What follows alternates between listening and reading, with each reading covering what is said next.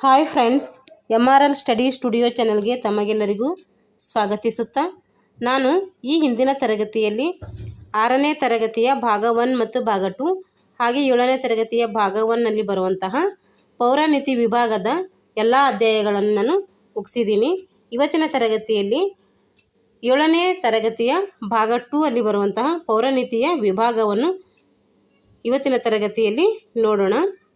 ಏಕೆಂದರೆ ಸಮಯದ ಅಭಾವವಿದ್ದ ಕಾರಣ ಒಂದೊಂದು ಭಾಗಗಳೇನು ಮಾಡ್ತಾ ಇದ್ದೀನಿ ಅಂದರೆ ಒಂದೊಂದು ವಿಡಿಯೋದಲ್ಲಿ ಕೊಡ್ತಾ ಇದ್ದೀನಿ. ಇವತ್ತು 7ನೇ ತರಗತಿಯ ಭಾಗ 2 ಅನ್ನು ಕಂಪ್ಲೀಟಾಗಿ ನೋಡೋಣ. ಮುಂದಿನ ತರಗತಿಯಲ್ಲಿ 8ನೇ ತರಗತಿಯ ಭಾಗ 1 ನಲ್ಲಿ ಬರುವಂತಹ ಪೌರನೀತಿ ವಿಭಾಗವನ್ನು ನೋಡೋಣ ಅಂತ ಹೇಳ್ತಾ ಇವತ್ತಿನ ತರಗತಿಯನ್ನು ಪ್ರಾರಂಭಿಸೋಣ. ಮೊದಲನೇ ಚಾಪ್ಟರಲ್ಲಿ ಬರುವಂಥದ್ದು ನ್ಯಾಯಾಂಗ. ಇದು ನ್ಯಾಯಾಂಗದ ಬಗ್ಗೆ ಪೀಠಿಕೆ ಇದೆ, ಅಂದರೆ ಪಾಠದ ಪರಿಚಯ ಕೊಟ್ಟಿದ್ದಾರೆ. ಇದೆಲ್ಲ ನಮಗೆ ಏನು ಇಂಪಾರ್ಟೆಂಟ್ ಅಲ್ಲ, ಇದು ಬೇಡ ನಮಗೆ. ಅಂದರೆ ಸರ್ವೋಚ್ಚ ನ್ಯಾಯಾಲಯ, ಉಚ್ಚ ನ್ಯಾಯಾಲಯ, ಅದರ ಅರ್ಹತೆ, ಕಾರ್ಯಗಳು, ಅಧೀನ ನ್ಯಾಯಾಲಯಗಳು, ಲೋಕಾದಾಲತ್ ನ್ಯಾಯಗಳು, ಇವೆಲ್ಲ ಕಾರ್ಯಗಳನ್ನು ಮಾಡ್ತೀವಿ ಈ ಅಧ್ಯಾಯದಲ್ಲಿ ತಿಳ್ಕೊಳ್ತೀವಿ. ಅದಕ್ಕೆ ಸಂಬಂಧಪಟ್ಟಂತಹ ಸಾಮರ್ಥ್ಯಗಳು ಯಾವ್ಯಾವ ಮೂಡ್ತವೆ ಅಂತ ಹೇಳ್ಕೊಟ್ಟಿದ್ದಾರೆ. ಇವಾಗ ಕಾನೂನುಗಳಿಗೆ ತಕ್ಕಂತೆ ನ್ಯಾಯ ನಿರ್ಣಯ ನೀಡುವಂತಹ ಒಂದು ವ್ಯವಸ್ಥೆಗೆ ಏನಂತ ಕರಿತೀವಿ ನಾವು ನ್ಯಾಯಾಂಗ ಅಂಥೇಳಿ ಕರಿತೀವಿ. ಕಾನೂನು ಮತ್ತು ನ್ಯಾಯಾಂಗಗಳೆರಡು ರಾಜ್ಯದ ಆಡಳಿತ ವ್ಯವಸ್ಥೆಯಲ್ಲಿ ಬಹುಮುಖ್ಯವಾದಂತಹ ಪಾತ್ರವನ್ನು ವಹಿಸುತ್ತವೆ. ಒಂದುಗೂಡಿ ವಾಸಿಸುವ ಕಡೆ ಜನರು ಜಗಳವಾಡುವುದು ಸಹಜ. ಜನರು ಒಂದೇ ಕಡೆ ವಾಸ ಮಾಡ್ತಾ ಇದ್ದಾರೆ ಅಂದರೆ ಅಲ್ಲಿ ಜಗಳಗಳು ಬರುವುದು ಸಹಜ. ಇಬ್ಬರೊಳಗಿನ ವಿವಾದ ಪರಿಹಾರವಾಗದಿದ್ದರೆ ಮೂರನೆಯೊಬ್ಬ ಏನು ಮಾಡ್ತಾನೆ, ಅದನ್ನು ಆಲಿಸಿ ನಿರ್ಣಯಿಸಬಲ್ಲ. ಇಬ್ಬರು ಜಗಳ ಮಾಡ್ತಾ ಇದ್ದಾರೆ ಅಂದರೆ ಅಲ್ಲಿ ಮೂರನೆಯೊಬ್ಬರು ಏನು ಮಾಡಬೇಕು, ಪ್ರವೇಶ ಮಾಡಿ ಅವರ ಜಗಳವನ್ನು ಪರಿಹಾರ ಮಾಡಬೇಕು. ನ್ಯಾಯ ನಿರ್ಣಯ ಮಾಡುವ ಸಲುವಾಗಿ ಕಾನೂನುಗಳು ರಚನೆಯಾದರೆ ವ್ಯಕ್ತಿಯ ಬಾಹ್ಯ ನಡವಳಿಕೆಯನ್ನು ನಿಯಂತ್ರಿಸುವ ನಿಯಮಗಳು ಏನಾಗಿರ್ತವೆ, ಕಾನೂನುಗಳು ಆಗಿರ್ತವೆ. ಅಂದರೆ ನಮಗೆ ಕಾನೂನು ಅತಿ ಅವಶ್ಯಕವಾಗಿ ಬೇಕು ಅಂತ ಅರ್ಥ. ಕಾನೂನುಗಳು ಅಪರಾಧ ಮತ್ತು ಅಪರಾಧಿಗಳನ್ನು ಏನು ಮಾಡ್ತೈತೆ, ನಿಯಂತ್ರಿಸುತ್ತದೆ. ಅವು ಸಮಾಜದಲ್ಲಿ ಶಾಂತಿ, ಶಿಸ್ತು, ವ್ಯವಸ್ಥೆಯನ್ನು ಕಾಪಾಡಿಕೊಂಡು ಬರುವುದಕ್ಕೆ ಏನಾಗ್ತೈತೆ, ಕಾನೂನು ನಮಗೆ ಅತಿ ಅವಶ್ಯಕವಾದಂತಹ ಒಂದು ಅಂಶವಾಗಿರ್ತೈತೆ. ಹಾಗಾದರೆ ನ್ಯಾಯಾಲಯದ ಕಾರ್ಯಗಳೇನು, ನ್ಯಾಯಾಲಯ ಏನೇನು ಕಾರ್ಯಗಳು ಮಾಡ್ತೈತೆ? ನ್ಯಾಯಾಲಯಗಳು ಶಾಸಕಾಂಗ ರೂಪಿಸಿದ ಕಾಯ್ದೆಗಳನ್ನು ಏನು ಮಾಡ್ತೈತೆ, ಅರ್ಥ ವಿವರಣೆಯನ್ನು ನೀಡ್ತೈತೆ. ನ್ಯಾಯಾಲಯ ಶಾಸಕಾಂಗ ಏನೇನು ಕಾನೂನುಗಳನ್ನು ರೂಪಿಸ್ತೈತೋ ಅವುಗಳಿಗೆ ಅರ್ಥವನ್ನು ನೀಡುವುದು ನ್ಯಾಯಾಲಯಗಳ ಕಾರ್ಯವಾಗಿರ್ತೈತಿ. ವ್ಯಕ್ತಿಗಳ ನಡುವೆ ಮತ್ತು ವ್ಯಕ್ತಿ ಸರ್ಕಾರಗಳ ನಡುವೆ ವಿವಾದ ಉಂಟಾದರೆ ಅವುಗಳ ಮಧ್ಯೆ ಏನು ಮಾಡ್ತೈತೆ, ತೀರ್ಪು ಕೊಡುವುದಂತೂ ನ್ಯಾಯಾಲಯದ ಕೆಲಸವಾಗಿರ್ತೈತೆ. ಪ್ರಜೆಗಳ ಪ್ರಾಣ, ಆಸ್ತಿ, ಮರ್ಯಾದೆ, ಹಕ್ಕುಗಳನ್ನು ಕಾಯುವ ಬಹುಮುಖ್ಯ ಕಾರ್ಯವನ್ನು ನ್ಯಾಯಾಲಯಗಳು ಮಾಡುತ್ತವೆ. ನ್ಯಾಯಾಲಯಗಳು ಶಾಸಕಾಂಗ ಇಲ್ಲವೇ ಕಾರ್ಯಾಂಗಗಳ ನಿಯಂತ್ರಣಕ್ಕೆ ಒಳಪಟ್ಟಿಲ್ಲ. ನ್ಯಾಯಾಲಯಗಳು ಏನು ಮಾಡಿದೆ, ಶಾಸಕಾಂಗ ಮತ್ತು ಕಾರ್ಯಾಂಗಗಳ ಎರಡಕ್ಕೂ ಕೂಡ ಇದು ನಿಯಂತ್ರಣದಲ್ಲಿಲ್ಲ. ಇದಂದರೆ ಇದು ಸ್ವತಂತ್ರವಾಗಿದೆ. ನ್ಯಾಯಾಲಯ ಏನಿದೆ, ಸ್ವತಂತ್ರವಾಗಿ ಕಾರ್ಯಗಳು ಮಾಡ್ತವೆ.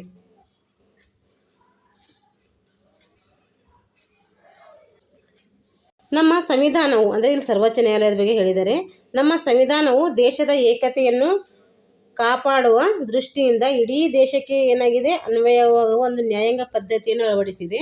ದೇಶದ ಅತ್ಯುನ್ನತ ನ್ಯಾಯಾಲಯವೇ ಯಾವುದಪ್ಪ ಅಂದರೆ ಅದು ಸರ್ವೋಚ್ಚ ನ್ಯಾಯಾಲಯ, ಇಂಗ್ಲೀಷಲ್ಲಿ ಸುಪ್ರೀಂ ಕೋರ್ಟ್ ಅಂತೇಳಿ ಕರಿತೀವಿ. ಅಂದರೆ ಸುಪ್ರೀಂ ಕೋರ್ಟೇ ಅಂತಿಮವಾದಂಥ ಒಂದು ನ್ಯಾಯಾಲಯವನ್ನು ಅಂದರೆ ನ್ಯಾಯ ಒದಗಿಸುವಂಥ ಒಂದು ಕೋರ್ಟ್. ಇದನ್ನು ಮೀರಿ ನಾವು ಮುಂದೆ ಎಲ್ಲೂ ಹೋಗೋಕ್ಕೂ ಸಾಧ್ಯವಿಲ್ಲ. ಇದೇ ಏನು ಕೊಡ್ತಾಯಿತ್ತು ಅಂತಿಮ ತೀರ್ಪು, ಅದನ್ನು ನಾವು ಪಾಲಿಸಬೇಕು. ಇದರಲ್ಲಿ ದೇಶದ ಅತ್ಯುನ್ನತ ನ್ಯಾಯಾಲಯವೇ ಸರ್ವೋಚ್ಚ ನ್ಯಾಯಾಲಯ. ಇದರಲ್ಲಿ ಮುಖ್ಯ ನ್ಯಾಯಾಧೀಶರು ಹಾಗೂ ಇತರೆ 25 ನ್ಯಾಯಾಧೀಶರು ಇರುವರು. ಅಂದರೆ ಒಬ್ಬ ಮುಖ್ಯ ನ್ಯಾಯಾಧೀಶರು ಇರ್ತಾರೆ, ಇತರೆ ನ್ಯಾಯಾಧೀಶರು 25 ಜನ ಇರ್ತಾರೆ. ಇವರನ್ನು ಯಾರು ನೇಮಕ ಮಾಡ್ತಾರೆ ಅಂದರೆ ರಾಷ್ಟ್ರಪತಿಯವರು ನೇಮಿಸುತ್ತಾರೆ. ಇದರದ್ದು ಕೇಂದ್ರ ಕಚೇರಿ ಎಲ್ಲಿದೆ ಅಂದರೆ ಹೊಸ ದೆಹಲಿಯಲ್ಲಿದೆ. ನವದೆಹಲಿ ಅಥವಾ ನ್ಯೂ ದೆಹಲಿ, ಹೊಸ ದೆಹಲಿ ಅಂತೇಳಿ ಇದಕ್ಕೆ ಕರಿತೀವಿ. ಇದೇ ಸರ್ವೋಚ್ಚ ನ್ಯಾಯಾಲಯದ ಒಂದು ಚಿತ್ರಣ. ಇದು ಹೊಸ ದೆಹಲಿಯಲ್ಲಿ ಕಂಡುಬರ್ತೈತೆ. ಸರ್ವೋಚ್ಚ ನ್ಯಾಯಾಲಯದ ನ್ಯಾಯಾಧೀಶರಾಗಬೇಕಾದ್ರೆ ಏನೇನು ಅರ್ಹತೆಗಳು ಇರಬೇಕು ಅಂಥೇಳಿ, ಅಂದರೆ ಯಾವುದಾದ್ರೂ ಉಚ್ಚ ನ್ಯಾಯಾಲಯದಲ್ಲಿ, ಅಂದರೆ ಉಚ್ಚ ನ್ಯಾಯಾಲಯ ಅಂದರೆ ಸುಪ್ರೀಂ ಕೋರ್ಟ್ ಏನು ಇಡೀ ದೇಶಕ್ಕೆ ಸಂಬಂಧಪಟ್ಟಿದ್ದಾರೆ. ಉಚ್ಚ ನ್ಯಾಯಾಲಯ ಏನು ಮಾಡ್ತದೆ, ಇದು ರಾಜ್ಯಗಳಲ್ಲಿ ಕಂಡುಬರ್ತೈತೆ. ಯಾವುದಾದರೂ ಉಚ್ಚ ನ್ಯಾಯಾಲಯಗಳಲ್ಲಿ ಕನಿಷ್ಠ ಪಕ್ಷ ಅಂದರೂ 5 ವರ್ಷಗಳ ಕಾಲ ಏನಿರಬೇಕು, ಅವರು ನ್ಯಾಯಾಧೀಶರಾಗಿರಬೇಕು. ಇದು ಆಗಿಲ್ಲ ಅಂತಂದರೆ ಕನಿಷ್ಠ 10 ವರ್ಷಗಳ ಕಾಲ ಏನಾಗಬೇಕು, ಉಚ್ಚ ನ್ಯಾಯಾಲಯದಲ್ಲಿ ನ್ಯಾಯವಾದಿಯಾಗಿರಬೇಕು. ಅಂದರೆ ವಕೀಲರ ಆಗಿರಬೇಕು. ಇಲ್ಲಾಂದರೆ ನ್ಯಾಯಾಧೀಶರಾಗಿರ್ಬೇಕು. ನ್ಯಾಯಾಧೀಶರಾಗಿರ್ಬೇಕಂದ್ರೆ 5 ವರ್ಷ, ಅಂದರೆ ವಕೀಲಾಗಿರ್ಬೇಕಂದ್ರೆ 10 ವರ್ಷ ಆಗಿರಬೇಕು. ರಾಷ್ಟ್ರಪತಿ ಅಭಿಪ್ರಾಯದಲ್ಲಿ ಅವರು ನ್ಯಾಯ ತಜ್ಞರಂತ ಅನಿಸಿರ್ಬೇಕು ಅವರಿಗೆ. ಇವರ ನಿವೃತ್ತಿ ವಯಸ್ಸು ಎಷ್ಟಪ್ಪ ಅಂದರೆ 65 ವರ್ಷ. ಹಾಗಾದರೆ ಸರ್ವೋಚ್ಚ ನ್ಯಾಯಾಲಯದ ಕಾರ್ಯಗಳೇನು, ಏನೇನು ಕಾರ್ಯಗಳು ಮಾಡ್ತದೆ ಅಂತಂದರೆ, ಕೇಂದ್ರ ಮತ್ತು ರಾಜ್ಯಗಳ ಒಳಗಿನ ವಿವಾದವನ್ನು ಬಗೆಹರಿಸ್ತೈತೆ. ಕೇಂದ್ರ ಮತ್ತು ರಾಜ್ಯ ಹಾಗೂ ರಾಜ್ಯಗಳ ಒಳಗೆ ಏನಿರ್ತೈತೆ ವಿವಾದಗಳಿರ್ತೈತೆ, ಅದನ್ನು ಬಗೆಹರಿಸ್ತೈತೆ. ಪ್ರಜೆಗಳ ಮೂಲಭೂತ ಹಕ್ಕುಗಳನ್ನು ರಕ್ಷಿಸಲು ವಿವಿಧ ರೀತಿಗಳನ್ನು ಹೊರಡಿಸ್ತೈತೆ. ಸಂವಿಧಾನಕ್ಕೆ ಒಂದು ಅರ್ಥಗಳನ್ನು ನೀಡ್ತೈತೆ. ರಾಷ್ಟ್ರಪತಿಯವರು ಸರ್ವೋಚ್ಚ ನ್ಯಾಯಾಲಯದ ಸಲಹೆ ಅಭಿಪ್ರಾಯಗಳು ಕೇಳಿದಾಗ ಅವನ್ನು ನೀಡಬೇಕು. ಮತ್ತು ಅಗತ್ಯ ಅನಿಸಿದಾಗ ನಿಯಮಗಳನ್ನು ಕೂಡ ಇದು ರಚಿಸಬೇಕು. ಇವೆಲ್ಲ ಏನು ಸರ್ವೋಚ್ಚ ನ್ಯಾಯಾಲಯದ ಕಾರ್ಯಗಳು. ಇವಾಗ ಉಚ್ಚ ನ್ಯಾಯಾಲಯ, ಈಗ ಸರ್ವೋಚ್ಚ ನ್ಯಾಯಾಲಯ ಆಯಿತು, ಇವಾಗ ಉಚ್ಚ ನ್ಯಾಯಾಲಯ ಅಂದರೆ ಹೈಕೋರ್ಟ್. ಇದು ರಾಜ್ಯಮಟ್ಟದಲ್ಲಿ ಕಂಡುಬರ್ತೈತೆ. ರಾಜ್ಯಮಟ್ಟದಲ್ಲಿರುವ ಅತ್ಯುನ್ನತ ನ್ಯಾಯಾಲಯವೇ ಅಂದರೆ ಅದು ಉಚ್ಚ ನ್ಯಾಯಾಲಯ. ಕರ್ನಾಟಕ ರಾಜ್ಯದ ಉಚ್ಚ ನ್ಯಾಯಾಲಯವು ಬೆಂಗಳೂರಲ್ಲಿ ಕಂಡುಬರ್ತೈತೆ. ಅಂದರೆ ಬೆಂಗಳೂರಲ್ಲಿ ಏನಿದೆ, ಹೈಕೋರ್ಟ್ ಇದೆ. ಉಚ್ಚ ನ್ಯಾಯಾಲಯವು ಮುಖ್ಯ ನ್ಯಾಯಾಧೀಶರು ಮತ್ತು ಇತರ ನ್ಯಾಯಾಧೀಶರು ಒಳಗೊಂಡಿರ್ತದೆ. ದೇಶದಲ್ಲಿ ಒಟ್ಟು ಎಷ್ಟು ಉಚ್ಚ ನ್ಯಾಯಾಲಯಗಳಿವೆ ಅಂದರೆ, ಎಷ್ಟು ಹೈಕೋರ್ಟ್ಗಳಿವೆ ಅಂದರೆ 25 ಹೈಕೋರ್ಟ್ಗಳಿವೆ. ಇದೇ ನಮ್ಮ ಕರ್ನಾಟಕದ ಉಚ್ಚ ನ್ಯಾಯಾಲಯ. ಇದು ಬೆಂಗಳೂರಿನಲ್ಲಿ ಕಂಡುಬರ್ತೈತೆ. ಹಾಗಾದರೆ ಹೈಕೋರ್ಟ್ ನ್ಯಾಯಾಧೀಶರ ಅರ್ಹತೆಗಳು ಏನಿರ್ತವೆ ಅಂತೇಳಿ ನೋಡಿ. ಅವರು ಭಾರತದ ಪ್ರಜೆಯಾಗಿರಬೇಕು. ಏನಾಗಿರಬೇಕು? ಭಾರತ ಪ್ರಜೆಯಾಗಿರಬೇಕು. ಕನಿಷ್ಠ 10 ವರ್ಷಗಳ ಕಾಲ ಏನಾಗಿರಬೇಕು? ಭಾರತದ ನ್ಯಾಯಾಂಗದಲ್ಲಿ ಸೇವೆಯನ್ನು ಸಲ್ಲಿಸಿರಬೇಕು. ಅಥವಾ 10 ವರ್ಷಗಳ ಕಾಲ ಉಚ್ಚ ನ್ಯಾಯಾಲಯದಲ್ಲಿ ವಕೀಲರಾಗಿ ಸೇವೆಯನ್ನು ಸಲ್ಲಿಸಿರಬೇಕು. ರಾಷ್ಟ್ರಪತಿಯವರು ಒಂದು ರಾಜ್ಯದ ಮುಖ್ಯ ನ್ಯಾಯಾಧೀಶರನ್ನು ನೇಮಕ ಮಾಡುವಾಗ ಸರ್ವೋಚ್ಚ ನ್ಯಾಯಾಲಯದ ಮುಖ್ಯ ನ್ಯಾಯಾಧೀಶರು ಮತ್ತು ರಾಜ್ಯಪಾಲರೊಡನೆ ಸಮಾಲೋಚಿಸಿ, ಅಂದರೆ ಅವರಿಬ್ಬರ ಮಧ್ಯೆ ಚರ್ಚೆ ಮಾಡಿ ಉಚ್ಚ ನ್ಯಾಯಾಲಯದ ನ್ಯಾಯಾಧೀಶರ ಏನು ಮಾಡ್ತಾರೆ ಅಂದರೆ ನ್ಯಾಯಾಧೀಶರನ್ನು, ಅಂದರೆ ಹೈಕೋರ್ಟ್ ನ್ಯಾಯಾಧೀಶರನ್ನು ನೇಮಕ ಮಾಡ್ತಾರೆ. ಹಾಗಾದರೆ ಉಚ್ಚ ನ್ಯಾಯಾಲಯದ ಅಂದರೆ ನ್ಯಾಯಾಧೀಶರ ನಿವೃತ್ತಿ ವಯಸ್ಸು ಎಷ್ಟಿರ್ತೈತೆಪ್ಪ ಅಂತಂದರೆ ಅವ್ರದ್ದು 62. ಸುಪ್ರೀಂ ಕೋರ್ಟ್ದು 65 ಇತ್ತು, ಇವ್ರದ್ದು 62. ಇವರಿಗೆ ಇಂಗ್ಲೀಷ್ ಅಥವಾ ಸ್ಥಳೀಯ ಭಾಷೆಗಳಲ್ಲಿ ಇವರೇನು ಮಾಡ್ಬೋದು? ನ್ಯಾಯವನ್ನು ನೀಡ್ಬೋದು. ಹಾಗಾದರೆ ಇವ್ರ ಕಾರ್ಯಗಳೇನು ಅಂಥೇಳಿ ನೋಡೋಣ. ಪೌರರ ಮೂಲಭೂತ ಹಕ್ಕುಗಳನ್ನು ರಕ್ಷಣೆ ಮಾಡ್ತೈತೆ. ಪೌರರ ಮೂಲಭೂತ ಹಕ್ಕುಗಳು ರಕ್ಷಣೆ ಮಾಡಬೇಕು. ವಿವಿಧ ಪ್ರಕಾರದ ರಿಟ್ಗಳನ್ನು ಹೊರಡಿಸಬೇಕು. ಅಧೀನ ನ್ಯಾಯಾಲಯಗಳ ಕಾರ್ಯದ ಮೇಲ್ವಿಚಾರಣೆ ಮಾಡಬೇಕು. ಇವೆಲ್ಲ ಕಾರ್ಯಗಳನ್ನು ಮಾಡ್ತೈತೆ ಹೈಕೋರ್ಟು ನಿರ್ವಹಿಸ್ತದೆ. ವಿವಿಧ ಮಟ್ಟದಲ್ಲಿರುವ ನ್ಯಾಯಾಲಯಗಳು ಅಂದರೆ ಎಲ್ಲೆಲ್ಲಿ ನ್ಯಾಯಾಲಯ ಅಂದರೆ ಸರ್ವೋಚ್ಚ ನ್ಯಾಯಾಲಯ ಎಲ್ಲಿದೆ? ರಾಷ್ಟ್ರ ಮಟ್ಟದಲ್ಲಿದೆ. ಇದು ಹೊಸ ದೆಹಲಿಯಲ್ಲಿ ಕಂಡುಬರ್ತೈತೆ. ಉಚ್ಚ ನ್ಯಾಯಾಲಯಗಳು ರಾಜ್ಯ ಮಟ್ಟದಲ್ಲಿ ಅಂದರೆ ಆಯಾ ರಾಜ್ಯದಲ್ಲಿ ಇರ್ತೈತೆ, ಅಥವಾ 2 ರಾಜ್ಯಗಳಿಗೆ ಸೇರಿ ಒಂದು ಹೈಕೋರ್ಟ್ ಇರ್ಬೋದು. ಅಧೀನ ನ್ಯಾಯಾಲಯಗಳು ಜಿಲ್ಲಾ ನ್ಯಾಯಾಲಯ, ಮ್ಯಾಜಿಸ್ಟ್ರೇಟ್ ನ್ಯಾಯಾಲಯ, ಕಿರಿಯ ಮ್ಯಾಜಿಸ್ಟ್ರೇಟ್ ನ್ಯಾಯಾಲಯ, ಲೋಕ ಅದಾಲತ್ಗಳು, ಇವೆಲ್ಲ ಏನಂತೀವಿ ನಾವು ಅಧೀನ ನ್ಯಾಯಾಲಯಗಳು ಅಂತೇಳಿ ಕರಿತೀವಿ. ಹಾಗಾದರೆ ಈಗ ಸುಪ್ರೀಂ ಕೋರ್ಟ್ ಆಯಿತು, ಹೈಕೋರ್ಟ್ ಆಯಿತು. ಇವಾಗ ಅಧೀನ ನ್ಯಾಯಾಲಯಗಳ ಬಗ್ಗೆ ತಿಳ್ಕೊಳ್ಳೋಣ. ಸರ್ವೋಚ್ಚ ನ್ಯಾಯಾಲಯ ಮತ್ತು ಉಚ್ಚ ನ್ಯಾಯಾಲಯಗಳಲ್ಲದೆ ಭಾರತದ ನ್ಯಾಯಾಂಗ ವ್ಯವಸ್ಥೆಯಲ್ಲಿ ಏನಿದೆ ಅಧೀನ ನ್ಯಾಯಾಲಯಗಳು ಇವೆ. ಸರ್ವೋಚ್ಚ ನ್ಯಾಯಾಲಯದ ಅಧೀನದಲ್ಲಿ ಉಚ್ಚ ನ್ಯಾಯಾಲಯಗಳಿವೆ. ಅದೇ ರೀತಿ ಉಚ್ಚ ನ್ಯಾಯಾಲಯದ ಅಧೀನದಲ್ಲಿ ಜಿಲ್ಲಾ, ತಾಲೂಕಾ ಮತ್ತು ನಗರ ನ್ಯಾಯಾಲಯಗಳು ಕಂಡುಬರ್ತವೆ.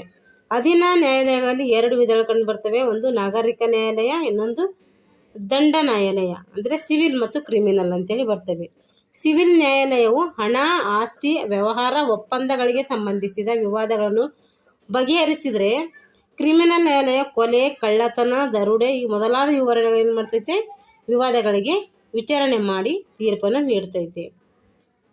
ಕೆಲವು ಸಂದರ್ಭಗಳಲ್ಲಿ ಅಧೀನ ನ್ಯಾಯಾಲಯಗಳು ನೀಡಿದ ತೀರ್ಪಿನ ವಿರುದ್ಧ ಉಚ್ಚ ನ್ಯಾಯಾಲಯಕ್ಕೆ ಅಪೀಲು ಅಂದರೆ ಮೇಲ್ಮನವಿ ಸಲ್ಲಿಸಬಹುದು. ಹಾಗೆ ಉಚ್ಚ ನ್ಯಾಯಾಲಯದ ತೀರ್ಪಿನ ವಿರುದ್ಧ ಸರ್ವೋಚ್ಚ ನ್ಯಾಯಾಲಯಕ್ಕೆ ಅಪೀಲು ಸಲ್ಲಿಸುವ ಅವಕಾಶವಿದೆ. ಅಂದರೆ ನಮಗೆ ಅಧೀನ ನ್ಯಾಯಾಲಯಗಳು ಅಂದರೆ ಜಿಲ್ಲಾ, ತಾಲೂಕು ಇವ್ರು ನೀಡಿದಂತಹ ಏನು ತೀರ್ಪೇನಿರುತ್ತೆ ನಮಗೆ ತೃಪ್ತಿ ಇಲ್ಲ ಅಂದರೆ ನಾವೇನು ಮಾಡ್ಬೋದು? ಅವಾಗ ಹೈಕೋರ್ಟಿಗೆ ಹೋಗ್ಬೋದು. ಹೈಕೋರ್ಟ್ ನೀಡಿದ ತೀರ್ಪು ನಮಗೆ ತೃಪ್ತಿ ಇಲ್ಲ ಅಂದರೆ ಸುಪ್ರೀಂ ಕೋರ್ಟಿಗೂ ಹೋಗ್ಬೋದು. ಅದೇ ಸುಪ್ರೀಂ ಕೋರ್ಟ್ ದಾಟಿ ಮುಂದೆ ಹೋಗೋಕ್ಕೆ ಆಗಲ್ಲ. ಅಂದರೆ ಅದೇ ಲಾಸ್ಟ್ ನಮಗೆ ಅಲ್ಲಿ ನ್ಯಾಯ ಸಿಗುತ್ತೆ. ಈಗ ಲೋಕ ಅದಾಲತ್ ನ್ಯಾಯಾಲಯಗಳು, ಇವಕ್ಕೆ ಜನತಾ ನ್ಯಾಯಾಲಯ ಅಂತಲೂ ಕೂಡ ಕರಿತೀವಿ. ಇವು ಕಡಿಮೆ ಖರ್ಚಿನಲ್ಲಿ ಶೀಘ್ರವಾಗಿ ಮತ್ತು ಹೊಂದಾಣಿಕೆ ಮುಖಾಂತರ ಏನು ಮಾಡ್ತಾರೆ ಅಂದರೆ ತೀರ್ಮಾನಕ್ಕೆ ಬರ್ತಾರೆ. ಈ ಕಡಿಮೆ ಖರ್ಚು ಆಗ್ತೈತೆ, ಇಬ್ಬರು ಕೂತ್ಕೊಂಡು ಮುಖಾಮುಖಿಯಾಗಿ ಏನು ಮಾಡ್ಬೋದು, ತಮ್ಮ ಸಮಸ್ಯೆಗಳನ್ನು ಬಗೆಹರಿಸ್ಕೊಳ್ಬೋದು. ಇಂತಹ ನ್ಯಾಯಾಲಯಗಳಿಗೆ ಏನಂತೀವಿ ಅಂದರೆ ಲೋಕ ಅದಾಲತ್ ಅಥವಾ ಜನತಾ ನ್ಯಾಯಾಲಯ ಅಂತೇಳಿ ಕರಿತೀವಿ. ಲೋಕ ಅದಾಲತ್ಗಳನ್ನು ರಾಜ್ಯ ಜಿಲ್ಲಾ ಮಟ್ಟದ ಅಧಿಕಾರಿಗಳು ಅನುಕೂಲಕರ ಸ್ಥಳದಲ್ಲಿ ಆಗಾಗ ವ್ಯವಸ್ಥೆ ಮಾಡ್ತಾರೆ. ಎರಡು ಪಕ್ಷದವರು ಪರಸ್ಪರ ಒಪ್ಪಿಗೆಯಿಂದ ರಾಜಿ ಮಾಡಿಕೊಳ್ಳಲು ಇಚ್ಛಿಸಿದರೆ ಅಂತಹ ಮೊಕದ್ದಮೆಯನ್ನು ಲೋಕ ಅದಾಲತ್ ಅಂತೇಳಿ ಕರಿತೀವಿ. ಆದರೆ ಇವರು ನೀಡಿದಂಥ ತೀರ್ಪು ಅಂದರೆ ಸುಪ್ರೀಂ ಕೋರ್ಟ್ ನೀಡಿದಂಥ ತೀರ್ಪಿಗೆ ಸಮಾನ ಅಂತೇಳಿ ಪರಿಗಣಿಸಲಾಗುತ್ತದೆ. ಅದನ್ನು ಪ್ರಶ್ನಿಸಿ ಮತ್ತೆ ನಾವು ಸುಪ್ರೀಂ ಕೋರ್ಟಿಗೆ ಹೋಗೋಕ್ಕೆ ಬರೋದಿಲ್ಲ. ಲೋಕ ಅದಾಲತ್ತಿನ ತೀರ್ಪು ಅಂತಿಮವಾಗಿದ್ದು ಇದಕ್ಕೆ ಎರಡೂ ಪಕ್ಷದವರು ಬದ್ಧರಾಗಿರ್ತಾರೆ. ಹೀಗಾಗಿ ಮುಂದಿನ ಖರ್ಚು, ನಷ್ಟ ಮತ್ತು ವಿಳಂಬ ತಪ್ಪುತ್ತದೆ. ತೀರ್ಪಿನ ವಿರುದ್ಧ ಯಾವ ನ್ಯಾಯಾಲಯಕ್ಕೂ ಮೇಲ್ಮನವಿ ಮಾಡುವಂತಿಲ್ಲ. ಒಂದು ವೇಳೆ ಜೀವ ಬೆದರಿಕೆ ಹಾಕಿ ಒತ್ತಾಯದಿಂದ ರಾಜಿ ಮಾಡಿಸಿದರೆ ತಕ್ಷಣವೇ ಪೊಲೀಸರಿಗೆ ಏನು ಮಾಡಬೇಕು, ನಾವು ದೂರು ಸಲ್ಲಿಸಿ ಮೊಕದ್ದಮೆಯನ್ನು ಹಾಕ್ಬೋದು. ನಮಗೆ ಇಷ್ಟ ಇಲ್ಲಪ್ಪ ಆದರೆ ಎದುರುಗಡೆ ಏನು ಮಾಡ್ತಾರೆ, ಅವ್ರ ಮೇಲೆ ಏನೋ ಒಂದು ಭಯ ಹುಟ್ಟಿಸಿ ರಾಜಿಗೆ ಒಪ್ಪಿಸ್ತಾರೆ. ಆವಾಗ ನೀವೇನು ಮಾಡ್ಬೋದು, ಅದರ ವಿರುದ್ಧ ಪ್ರತಿಭಟನೆ ಮಾಡ್ಬೋದು, ಪೊಲೀಸರಿಗೆ ದೂರು ಸಲ್ಲಿಸ್ಬೋದು. ಇದುವರೆಗೆ ಲೋಕ ಅದಾಲತ್ಗಳು ಅನೇಕ ಪ್ರಕರಣಗಳು ಏನು ಮಾಡಿವೆ, ಇತ್ಯರ್ಥ ಮಾಡಿವೆ. ಸದ್ಬಳಕೆಯಾದರೆ ಲೋಕ ಅದಾಲತ್ಗಳು ತುಂಬ ಉಪಯುಕ್ತ ನ್ಯಾಯಾಲಯಗಳು ಸಾಧ್ಯವಿದೆ. ಇವೆಲ್ಲ ನ್ಯಾಯಾಲಯಗಳಂತ ಇದು ಏನಾಗ್ತೈತೆ, ನಮಗೆ ನಾವಿಲ್ಲೇ ಒಬ್ಬರೊಬ್ಬರು ಒಪ್ಕೊಂಡು ಏನು ಮಾಡ್ಬೋದು, ನಮ್ಮ ಸಮಸ್ಯೆಯನ್ನು ಬಗೆಹರಿಸ್ಕೊಳ್ಬೋದು. ಇಷ್ಟು ನ್ಯಾಯಾಂಗದ ಬಗ್ಗೆ ತಿಳಿದು ಬರ್ತೈತೆ. ಈಗ ನ್ಯಾಯಾಂಗದ ಇದಕ್ಕೆ ಸಂಬಂಧಪಟ್ಟಂಥ ಪ್ರಶ್ನೆಗಳಿದ್ದಾವೆ. ನ್ಯಾಯಾಂಗದ ಮುಖ್ಯ ಕಾರ್ಯಗಳೇನು, ರಾಷ್ಟ್ರ ಮಟ್ಟದಲ್ಲಿರುವ ಅತ್ಯುನ್ನತ ನ್ಯಾಯಾಲಯ ಯಾವುದು, ಅದು ಸುಪ್ರೀಂ ಕೋರ್ಟು. ಉಚ್ಚ ನ್ಯಾಯಾಲಯದ ನ್ಯಾಯಾಧೀಶರಾಗಿ ಇರಬೇಕಾದ ಅರ್ಹತೆಗಳನ್ನು ಅದ್ರ ಬಗ್ಗೆ ನೋಡಿದ್ದೀವಿ. ಸರ್ವೋಚ್ಚ ನ್ಯಾಯಾಲಯದ ಕಾರ್ಯಗಳನ್ನು ಇದ್ರ ಬಗ್ಗೆಯೂ ಕೂಡ ನೋಡಿದ್ದೀವಿ. ಇವೆಲ್ಲ ಬರೆದಿಟ್ಟುಕೊಂಡ್ರೆ ನಮ್ಗೆ ಏನಾಗುತ್ತೆ, GPSCಗೆ ಯೂಸ್ ಆಗುತ್ತೆ. ಅದಕ್ಕೋಸ್ಕರ ನಾವು ಏನು ಮಾಡಬೇಕು, ಇವನ್ನು ಬರೀಬೇಕಲ್ಲ. ಈಗ ರಕ್ಷಣಾ ಪಡೆಗಳು, ಇದು 2ನೇ ಅಧ್ಯಾಯ. ನಮಗೆ ತಿಳಿದಂತೆ ಸ್ವತಂತ್ರ ಪೂರ್ವದಲ್ಲಿ ಭಾರತದ ಮೇಲೆ ಅನೇಕ ದಾಳಿಗಳು ನಡೆದಿವೆ. ಸ್ವತಂತ್ರ ನಂತರ ಪರಿಸ್ಥಿತಿಯು ಕೂಡ ಇವಾಗ ಬದಲಾಗಿದೆ. ಇದಕ್ಕೆ ಕಾರಣಗಳೇನಂತೇಳಿ ನಾವು ತಿಳ್ಕೊಳ್ಳೋಣ. ಈ ಪಾಠದಲ್ಲಿ ನಮ್ಮ ರಕ್ಷಣಾ ಪಡೆಗಳ ಕಾರ್ಯಗಳು, ವಿಭಾಗಗಳು, ತರಬೇತಿ ಕೇಂದ್ರಗಳು, ಅತ್ಯಾಧುನಿಕ ಶಸ್ತ್ರಾಸ್ತ್ರಗಳು, ಕೇಂದ್ರ ಕಚೇರಿಗಳು ಮುಂತಾದವುಗಳನ್ನು ನೀಡಲಾಗಿದೆ. ಜೊತೆಗೆ ಪೂರಕ ರಕ್ಷಣಾ ಪಡೆಗಳು, ಸಹಾಯಕ ರಕ್ಷಣಾ ಪಡೆಗಳು, ನಾಗರಿಕ ರಕ್ಷಣಾ ಪಡೆಗಳು ಎಲ್ಲದರ ಬಗ್ಗೆ ಏನು ಮಾಡಿದ್ದಾರೆ, ಈ ಪಾಠದಲ್ಲಿ ಕೊಟ್ಟಿದ್ದಾರೆ. ಒಂದೊಂದಾಗಿ ತಿಳ್ಕೊಳ್ಳೋಣ. ದೇಶವನ್ನು ಪರಾಕೇರಿಯರ ಆಕ್ರಮಣದಿಂದ ರಕ್ಷಿಸುವುದು ರಾಷ್ಟ್ರದ ಪ್ರಥಮ ಕರ್ತವ್ಯ ಆಗಿರ್ತೈತಿ. ಈ ಕಾರ್ಯವನ್ನು ರಕ್ಷಣಾ ಪಡೆಗಳಿಗೆ ನೀಡಲಾಗಿದೆ. ಅದರಿಂದ ರಕ್ಷಣಾ ಪಡೆಗಳ ಪಾತ್ರ ಏನಾಗಿದೆ, ಇಲ್ಲಿ ಮಹತ್ವದಂಥ ಪಾತ್ರವಾಗಿದೆ. ಭಾರತವು ಶಿಸ್ತು, ಸಾಮರ್ಥ್ಯ ಹೊಂದಿದ ಮತ್ತು ಪರಾಕ್ರಮಶಾಲಿಯಾದಂತಹ ರಕ್ಷಣಾ ಪಡೆಯನ್ನು ಹೊಂದಿರುವುದು ಹೆಮ್ಮೆಯ ವಿಷಯ. ಅಂದರೆ ನಮ್ಮ ಭಾರತ ಏನು ಮಾಡಿದೆ, ಶಿಸ್ತು, ಸಾಮರ್ಥ್ಯ ಮತ್ತು ಪರಾಕ್ರಮಶಾಲಿಯಾದಂತಹ ರಕ್ಷಣಾ ಪಡೆಯನ್ನು ಹೊಂದಿದೆ ಅನ್ನೋದು ಇದೊಂದು ಸಂತಸದ ವಿಷಯ. ಸ್ವತಂತ್ರ ಬಂದ ಮೇಲೆ ನಮ್ಮ ದೇಶದ ಸಮಗ್ರತೆಯ ಸವಾಲುಗಳು ಏನಾಗಿದೆ, ಹಲವಾರು ಸವಾಲುಗಳು ಭಾರತ ಎದುರಿಸ್ತಾ ಬಂದಿದೆ. ಚೀನಾ ಮತ್ತು ಪಾಕಿಸ್ತಾನದ ದಾಳಿಗಳಾಗಿರ್ಬೋದು, ನಮ್ಮ ಸೇನಾಪಡೆಗಳ ತಾಯ್ನಾಡಿಗಾಗಿ ಎಲ್ಲ ತ್ಯಾಗಕ್ಕೂ ಸಿದ್ಧ ಮಾಡಿ ಏನು ಮಾಡಿದ್ದಾರೆ ಅಂದರೆ ನಮ್ಮ ಭಾರತವನ್ನು ರಕ್ಷಣೆ ಮಾಡ್ಕೋತಾ ಬಂದಿದ್ದಾರೆ. ಕಾರ್ಗಿಲ್ ಯುದ್ಧದಲ್ಲಿ ಏನಾಗಿದೆ ಅಂದರೆ, ಒಂದು ಕಾರ್ಗಿಲ್ ಯುದ್ಧನೂ ಕೂಡ ಎಷ್ಟು ಯಶಸ್ವಿಯಾಗಿ ನಮ್ಮ ಭಾರತದಲ್ಲಿ ಅಂದರೆ ಹಲವಾರು ತ್ಯಾಗಗಳ ಮೂಲಕ ಏನಾಗಿದೆ, ಕಾರ್ಗಿಲ್ ಯುದ್ಧ ಮುಕ್ತಾಯವಾಗಿದೆ. ಭಾರತವು 1500 ಕಿಲೋಮೀಟರ್ ಏನಾಗಿದೆ ಅಂದರೆ ಭೂಗಡಿಯನ್ನು ಹೊಂದಿದೆ. 7516.5 ಕಿಲೋಮೀಟರ್ ಜಲಗಡಿಯನ್ನು ಹೊಂದಿದೆ. ದೇಶದ ರಕ್ಷಣಾ ವ್ಯವಸ್ಥೆಗೆ ಎಷ್ಟು ಶೇಕಡ ಅಂದರೆ 25ರಿಂದ 30% ಹಣಕಾಸನ್ನು ಮೀಸಲಿಡಲಾಗುತ್ತದೆ. ರಕ್ಷಣಾ ಪಡೆಗಳ ಜವಾಬ್ದಾರಿಗಳೇನು, ಹಾಗಾದರೆ ರಕ್ಷಣಾ ಪಡೆಗಳು ಏನೇನು ಕಾರ್ಯಗಳು ಮಾಡಬೇಕು ಅಂತೇಳಿ, ದೇಶದ ಗಡಿ ಭದ್ರತೆಗೆ ರಕ್ಷಣೆ ಮಾಡಬೇಕು, ದೇಶದ ಸಮಗ್ರತೆಯನ್ನು ಕಾಪಾಡಬೇಕು, ಕಳ್ಳ ಸಾಗಾಣಿಕೆ ತಡೆಗಟ್ಟಬೇಕು, ಕಾನೂನು ಬಾಹಿರವಾದಂಥ ಚಟುವಟಿಕೆಗಳನ್ನು ತಡೆಗಟ್ಟಬೇಕು, ಎಲ್ಲ ಕಾರ್ಯಗಳನ್ನು ಯಶಸ್ವಿಯಾಗಿ ಮಾಡಬೇಕು. ಭಾರತ ರಾಷ್ಟ್ರಪತಿಯವರು ತಮ್ಮ ರಕ್ಷಣಾ ಪಡೆಗಳ ಸರ್ವೋಚ್ಚ ಅಧಿಕಾರವನ್ನು ನೀಡಲಾಗಿದೆ. ಅಂದರೆ ರಕ್ಷಣಾ ಪಡೆಗಳ ಸರ್ವೋಚ್ಚ ಅಧಿಕಾರ ಯಾರಿಗಿದೆ ಅಂದರೆ ಅದು ರಾಷ್ಟ್ರಪತಿಯರಿಗೆ ಇದೆ. ರಕ್ಷಣಾ ವ್ಯವಸ್ಥೆಯು 3 ವಿಭಾಗಗಳನ್ನು ಹೊಂದಿದೆ. ಅದು ಭೂಸೇನಾ, ನೌಕಾಸೇನಾ, ವಾಯುಸೇನಾ. ಅಂದರೆ ಭೂಸೇನೆ, ನೌಕಾದಳ, ವಾಯುಪಡೆ 3 ಪಡೆಗಳನ್ನು ಹೊಂದಿದೆ. ರಕ್ಷಣಾ ಪಡೆಗಳು ಸ್ವಾತಂತ್ರ್ಯೋತ್ಸವ ಮತ್ತು ಗಣರಾಜ್ಯೋತ್ಸವ ಪರೇಡ್ನಲ್ಲಿ ಪಾಲ್ಗೊಂಡು ತಮ್ಮ ಸೇನಾ ಸಾಮರ್ಥ್ಯವನ್ನು ಏನು ಮಾಡ್ತವೆ, ಪ್ರದರ್ಶಿಸುತ್ತವೆ. ರಕ್ಷಣಾ ಪಡೆಗಳಲ್ಲಿ ತಮ್ಮ ಸಾಮರ್ಥ್ಯಗಳನ್ನು ಮೆರೆಯಲು ತರಬೇತಿ ಕೇಂದ್ರಗಳಿವೆ. ಅವುಗಳಲ್ಲಿ ಮುಖ್ಯವಾದವುಗಳೆಂದರೆ ರಾಷ್ಟ್ರೀಯ ರಕ್ಷಣಾ ಕಾಲೇಜು. ಇದು ನವದೆಹಲಿಯಲ್ಲಿದೆ. ರಕ್ಷಣಾ ಸೇವಾ ಸಿಬ್ಬಂದಿ ತರಬೇತಿ, ಇದು ಉದಕಮಂಡಲದಲ್ಲಿದೆ. ತರಬೇತಿ ಮಿಲಿಟರಿ ಅಕಾಡೆಮಿ ಡೆಹ್ರಾಡೂನ್ನಲ್ಲಿದೆ. ಅಂತಾರಾಷ್ಟ್ರೀಯ ರಕ್ಷಣಾ ಅಕಾಡೆಮಿ ಖಡಕ್ವಾಸ್ಲದಲ್ಲಿದೆ. ಇವೆಲ್ಲ ವೆರಿ ವೆರಿ ವೆರಿ ಇಂಪಾರ್ಟೆಂಟ್. ಇವೆಲ್ಲ ಒಂದು ಕಡೆ ಬರೆದಿಟ್ಕೊಳ್ಬೇಕು. ಇವೆಲ್ಲ ಹೇಳೇ ಕೇಳ್ತಾರೆ. ಏನು ಕೇಳ್ತಾರೆ ಅಂದರೆ, ರಾಷ್ಟ್ರೀಯ ರಕ್ಷಣಾ ಕಾಲೇಜು ಎಲ್ಲಿದೆ ಅಂದರೆ, ರಕ್ಷಣಾ ಕಾಲೇಜು ಅಂತ ಬಂದರೆ ಅದು ನವದೆಹಲಿ. ರಕ್ಷಣಾ ಸೇವಾ ಸಿಬ್ಬಂದಿ ತರಬೇತಿ ಅಂತ ಬಂದರೆ ಅದು ಉದಕಮಂಡಲ. ತರಬೇತಿ ಬಂದರೆ ಉದಕಮಂಡಲ, ಕಾಲೇಜು ಬಂದರೆ ನವದೆಹಲಿ.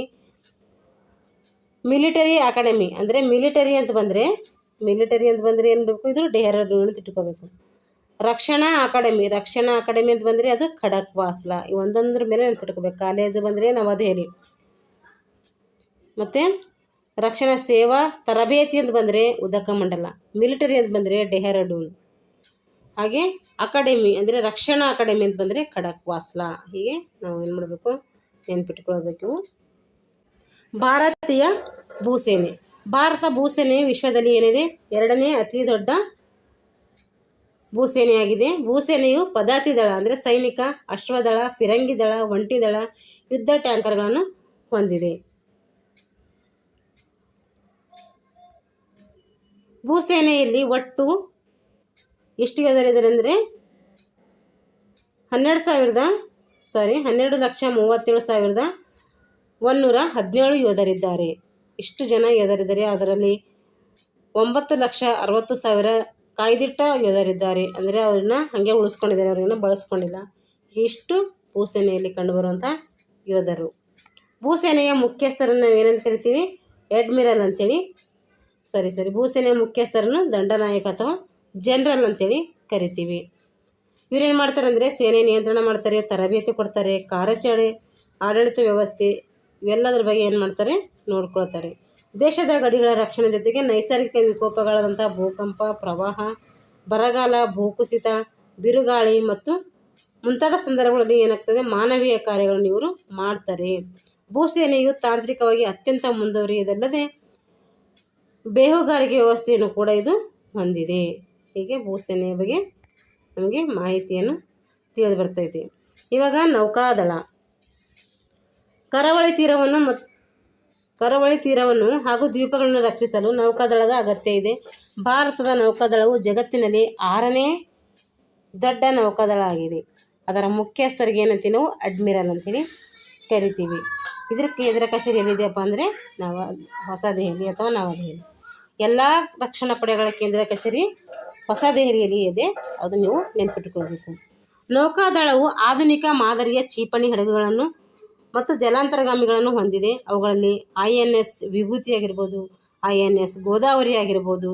ಇವೆಲ್ಲ ಏನಂದರೆ ಭಾರತೀಯ ನೌಕಾದಳಗಳು.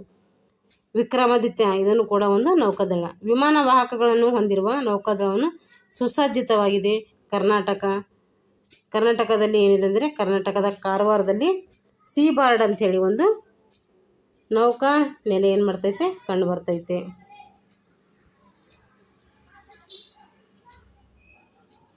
ಇದೇನಾಗುತ್ತೆ ಅಂದರೆ ಸೀಬಾರ್ಡು ಕ್ವಶನ್ ಆಗ್ತೈತೆ. ಕರ್ನಾಟಕದಲ್ಲಿ ಕಂಡುಬರುವ ನೌಕಾನೆಲೆ ಯಾವುದಂದರೆ ಅದು ಸೀಬಾರ್ಡ್. ಇದೆಲ್ಲ ಅಂದರೆ ಹಡಗಿದೆ. ಇದು INS ವಿಕ್ರಮಾದಿತ್ಯ ಅನ್ನೋದು ಇಲ್ಲಿ ಸರಿಯಾಗಿ ಕಾಣ್ತಾ ಇಲ್ಲ. ಇದು INS ವಿಕ್ರಮಾದಿತ್ಯ.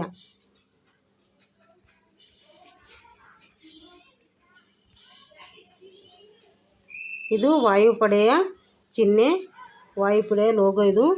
ಇದು ಯುದ್ಧ ವಿಮಾನ. ಈಗ ಭಾರತವು ಪ್ರಪಂಚದಲ್ಲಿಯೇ 4ನೇ ಅತಿ ದೊಡ್ಡ ವಾಯುಪಡೆಯನ್ನು ಹೊಂದಿದೆ. ಇದರ ಮುಖ್ಯಸ್ಥರಿಗೆ ಏನಂತ ಕರಿತೀವಿ, ಏರ್ ಚೀಫ್ ಮಾರ್ಷಲ್ ಅಂತೇಳಿ ಕರಿತೀವಿ. ಭೂಸೇನೆಯದು ಜನರಲ್, ಹಾಗೆ ನೌಕಾಸೇನೆದು ಯಾರು, ಏರ್ ಚೀಫ್ ಮಾರ್ಷಲ್, ಅಡ್ಮಿರಲ್. ಇವಾಗ ವಾಯುಪಡೆದು ಏರ್ ಚೀಫ್ ಮಾರ್ಷಲ್. ಇವರೆಲ್ಲ ಜನರಲ್ಗಳಿಗೆ ಮುಖ್ಯಸ್ಥರಿಗೆ ಏನಂತ ಕರಿತೀವಿ ಅಂತೇಳಿ ಕೇಳ್ತಾರೆ, ನೆನ್ಪಿಟ್ಕೊಳ್ಬೇಕು. ಇದ್ರ ಕೇಂದ್ರ ಕಚೇರಿ ಕೂಡ ಹೊಸದೆಹಲಿಯಲ್ಲಿಯೇ ಇದೆ. ಇದು ಆಡಳಿತವನ್ನು ಸುಗಮವಾಗಿ ಮಾಡ್ಲಿಕ್ಕೆ 5 ಕಮಾಂಡ್ಗಳನ್ನು ಹೊಂದಿದೆ. 5 ಕಮಾಂಡ್ಗಳನ್ನು ಇದು ಹೊಂದಿದೆ. ಬೆಂಗಳೂರು, ಹೈದರಾಬಾದು ಮತ್ತು ದಿಂಡಿಗಲ್ನಲ್ಲಿ ವಾಯುಪಡೆ ತರಬೇತಿ ನೀಡುವಂಥ ಪ್ರಮುಖ ಕೇಂದ್ರಗಳು ಕೂಡ ಹೊಂದಿದೆ. ವಾಯುಪಡೆಯ ತಂತ್ರಜ್ಞಾನ ಅಳವಡಿಕೆಯಿಂದ ಅನೇಕ ಹೊಸ ಯುದ್ಧ ವಿಮಾನಗಳನ್ನು ಹೊಂದಿ ಶಾಸ್ತ್ರ ಸನ್ನದ್ಧವಾಗಿದೆ, ಅಂದರೆ ಬಲಿಷ್ಠವಾಗಿದೆ ಅಂತ ಅರ್ಥ.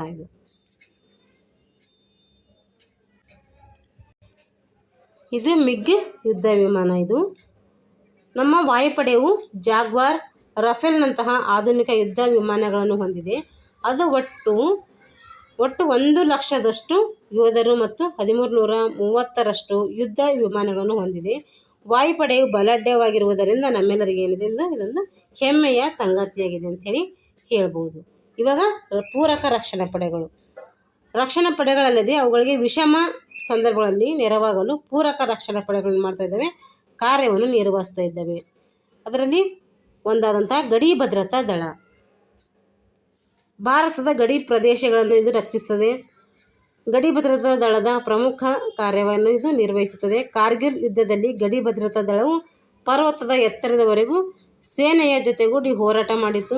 ಸಾಯುವವರೆಗೂ ಕರ್ತವ್ಯ ಎಂಬುದು ಇದರ ಧ್ಯೇಯವಾಕ್ಯ. ಅಂದರೆ ಗಡಿ ಭದ್ರತಾ ದಳೆಯ ಧ್ಯೇಯವಾಕ್ಯ ಏನಪ್ಪ ಅಂದರೆ ಅದು ಸಾಯುವವರೆಗೂ ನನ್ನ ಹೋರಾಟ, ಅಂದರೆ ಸಾಯುವವರೆಗೂ ನನ್ನ ಕರ್ತವ್ಯ ಅಂತೇಳಿ ಇದು ತನ್ನ ಉದ್ದೇಶವನ್ನು ಇಟ್ಕೊಂಡು ಕೆಲಸ ಮಾಡ್ತಾಯಿದೆ.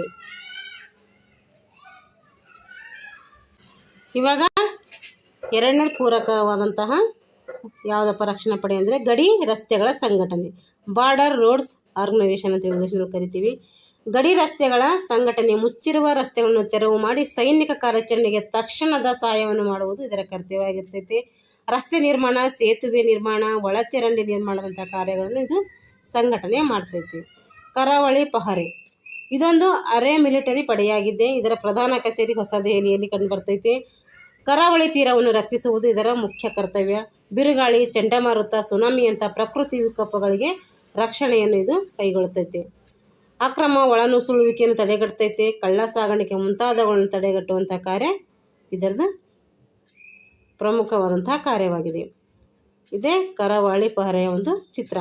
ಕರಾವಳಿ ಪಹರೆಯು 1402 ಅತ್ಯಾಧುನಿಕ ಹಡಗುಗಳನ್ನು ಮತ್ತು 381 ವಿಮಾನ ಹಾಗೂ 60 ಹೆಲಿಕಾಪ್ಟರ್ಗಳನ್ನು ಹೊಂದಿದೆ. 12,585 ಯೋಧರು ಕರಾವಳಿ ಪಹರೆಯಲ್ಲಿ ಕೆಲಸ ಮಾಡ್ತಾ ಇದ್ದಾರೆ.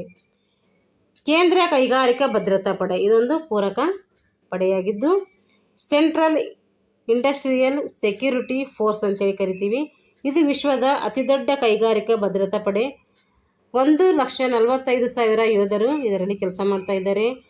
300ಕ್ಕೂ ಹೆಚ್ಚು ಸರ್ಕಾರಿ, ಖಾಸಗಿ ಕೈಗಾರಿಕಾ ಘಟಕಗಳು ಇದರಲ್ಲಿ ಕೆಲಸ ಮಾಡ್ತಾ ಇದ್ದಾವೆ. ಪ್ರಯೋಗಾಲಯಗಳಿಗೆ ಇಲ್ಲಿ ಆದ್ಯತೆ ಅಂದರೆ ಭದ್ರತೆಯನ್ನು ಒದಗಿಸಲಾಗುತ್ತದೆ. ವಿಮಾನ ನಿಲ್ದಾಣ, ಬಂದರುಗಳು, ರೈಲ್ವೆ ನಿಲ್ದಾಣ, ಐತಿಹಾಸಿಕ ಸುರಕ್ಷತಾ ಸ್ಮಾರಕಗಳು ಮತ್ತು ಅಣುಶಕ್ತಿ ಕೇಂದ್ರಗಳ ಭದ್ರತೆಯನ್ನು ಕೂಡ ಇದು ಒದಗಿಸುತ್ತದೆ. ಈಗ ಸಹಾಯಕ ರಕ್ಷಣಾ ಪಡೆಗಳು ಅಂದರೆ ಸಹಾಯಕ ರಕ್ಷಣಾ ಸೇವೆಗಳು. ದೇಶದಾದ್ಯಂತ ಯುವಕರಲ್ಲಿ ಸೇವೆ ಮತ್ತು ದೇಶಪ್ರೇಮವನ್ನು ಬೆಳೆಸಲು ಶಾಲಾ ಮತ್ತು ಕಾಲೇಜುಗಳಲ್ಲಿ ಅನೇಕ ಚಟುವಟಿಕೆಗಳನ್ನು ಹಮ್ಮಿಕೊಳ್ಳಲಾಗುತ್ತಿದೆ. ಅವುಗಳನ್ನು ನಾವು ಏನಂತೀವಿ, NCC, NSS ಇವೆಲ್ಲ ಏನಾಗಿದೆ ಒಂದು ಸಹಾಯಕ ರಕ್ಷಣಾ ಪಡೆಗಳಾಗಿವೆ. NCC ನ್ಯಾಷನಲ್ ಕೆಡೆಟ್ ಕೋರ್ ಅಂತ ಕರಿತೀವಿ ಇಂಗ್ಲೀಷಲ್ಲಿ. ಸಾಮೂಹಿಕ ಜೀವನದ ಪ್ರಾಧಾನ್ಯತೆ, ನಾಯಕತ್ವ ಮುಂತಾದವುಗಳನ್ನು ಇದು NCC ಕಲಿಸುತ್ತದೆ. ತರಬೇತಿ ಪಡೆದವರಿಗೆ ಸೇನೆಯನ್ನು ಸೇರಲು ಇದು ಆದ್ಯತೆಯನ್ನು ಕೊಡ್ತೈತೆ. ಮತ್ತು ಉನ್ನತ ವಿದ್ಯಾಭ್ಯಾಸಕ್ಕೂ ಕೂಡ ಅನುಕೂಲವಾಗ್ತೈತೆ. ಶಾಲೆ ಮತ್ತು ಕಾಲೇಜುಗಳಲ್ಲಿ ಯುವತಿಯರನ್ನು NCCಗೆ ಸೇರಬಹುದು. ಒಟ್ಟಿನಲ್ಲಿ ರಾಷ್ಟ್ರ ರಕ್ಷಣೆಯ ಹೊಣೆಗಾರಿಕೆಯನ್ನು ಇದು ಹೊಂದಿರ್ತೈತೆ. ಶಿಸ್ತು ಮತ್ತು ಒಗ್ಗಟ್ಟು ಎಂಬುದು ಇದರ ಧ್ಯೇಯವಾಕ್ಯಗಳು ಕೇಳ್ತಾರೆ, ನೆನ್ಪಿಟ್ಕೊಳ್ಳಿ.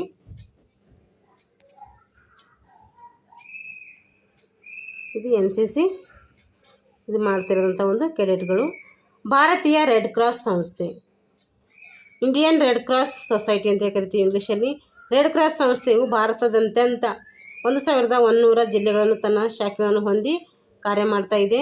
ರಾಷ್ಟ್ರಪತಿಗಳು ಇದರ ಅಧ್ಯಕ್ಷರಾಗಿರ್ತಾರೆ. ರೆಡ್ ಕ್ರಾಸ್ ಸಂಸ್ಥೆಯ ಅಧ್ಯಕ್ಷರು ಯಾರಾಗಿರ್ತಾರೆ ಅಂತ ಕ್ವಶನ್ ಆಗ್ತೈತೆ, ರಾಷ್ಟ್ರಪತಿಗಳು. ಇದರ ಮುಖ್ಯ ಧ್ಯೇಯ ಅಂದರೆ ಮಾನವೀಯತೆ ಮತ್ತು ಸ್ವಯಂ ಸೇವೆ, ಇದ್ರದ್ದು ಮುಖ್ಯವಾದಂಥ ಒಂದು ಧ್ಯೇಯ. ನಾಗರಿಕ ಪೊಲೀಸ್ ಪಡೆಗಳು, ಸಿವಿಲ್ ಡಿಫೆನ್ಸ್ ಅಂತ ಇಂಗ್ಲೀಷಲ್ಲಿ ಹೇಳ್ತೀವಿ. ಪೊಲೀಸ್ ಪಡೆಗಳು ರಾಜ್ಯ ಮತ್ತು ಕೇಂದ್ರ ಮಟ್ಟದಲ್ಲಿವೆ.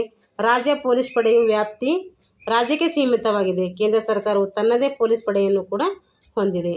ರಾಷ್ಟ್ರೀಯ ರಕ್ಷಣಾ ದಳವು ಗಣ್ಯರಿಗೆ ರಕ್ಷಣೆಯನ್ನು ನೀಡುತ್ತದೆ. ಇದು ದೇಶದಲ್ಲಿ ಆಂತರಿಕ ಭದ್ರತೆಗೆ ಮತ್ತು ಭಯೋತ್ಪಾದನೆಗೆ ಇದೇನು ಮಾಡ್ತದೆ, ಹೆಚ್ಚು ಒತ್ತು ಕೊಟ್ಟು ಅದನ್ನು ತಡೆಗಟ್ಟುತ್ತೈತೆ.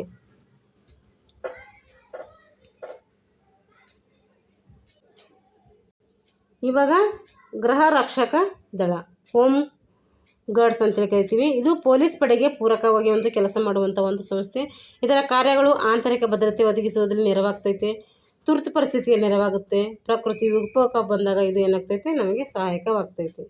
ನಿಮಗಿದು ತಿಳಿದಿರಲಿ, ಇದು ವೆರಿ ಇಂಪಾರ್ಟೆಂಟ್. ಈ ಥರ ಬಾಕ್ಸಲ್ಲಿ ಕೊಡೋದು. ಭೂಸೇನೆಯ ಉನ್ನತ ಅಧಿಕಾರಿಗಳು, ಭೂಸೇನೆಯಲ್ಲಿ ಬರುವಂಥ ಉನ್ನತ ಅಧಿಕಾರಿಗಳು ಯಾರಂದರೆ general, lieutenant general, major general, brigadier, colonel, lieutenant colonel, major, captain, lieutenant, ಇವೆಲ್ಲ ಏನು ಭೂಸೇನೆಯಲ್ಲಿ ಬರುವಂಥ ಉನ್ನತ ಅಧಿಕಾರಿಗಳು. ನೌಕಾದಳ ಹಾಗೂ ವಾಯುಪಡೆಯಲ್ಲಿ ಬರುವಂತಹ ಯಾರ್ಯಾರಪ್ಪ ಅಧಿಕಾರಿಗಳು, ಮುಖ್ಯ ಅಧಿಕಾರಿಗಳು ಅಂತಂದರೆ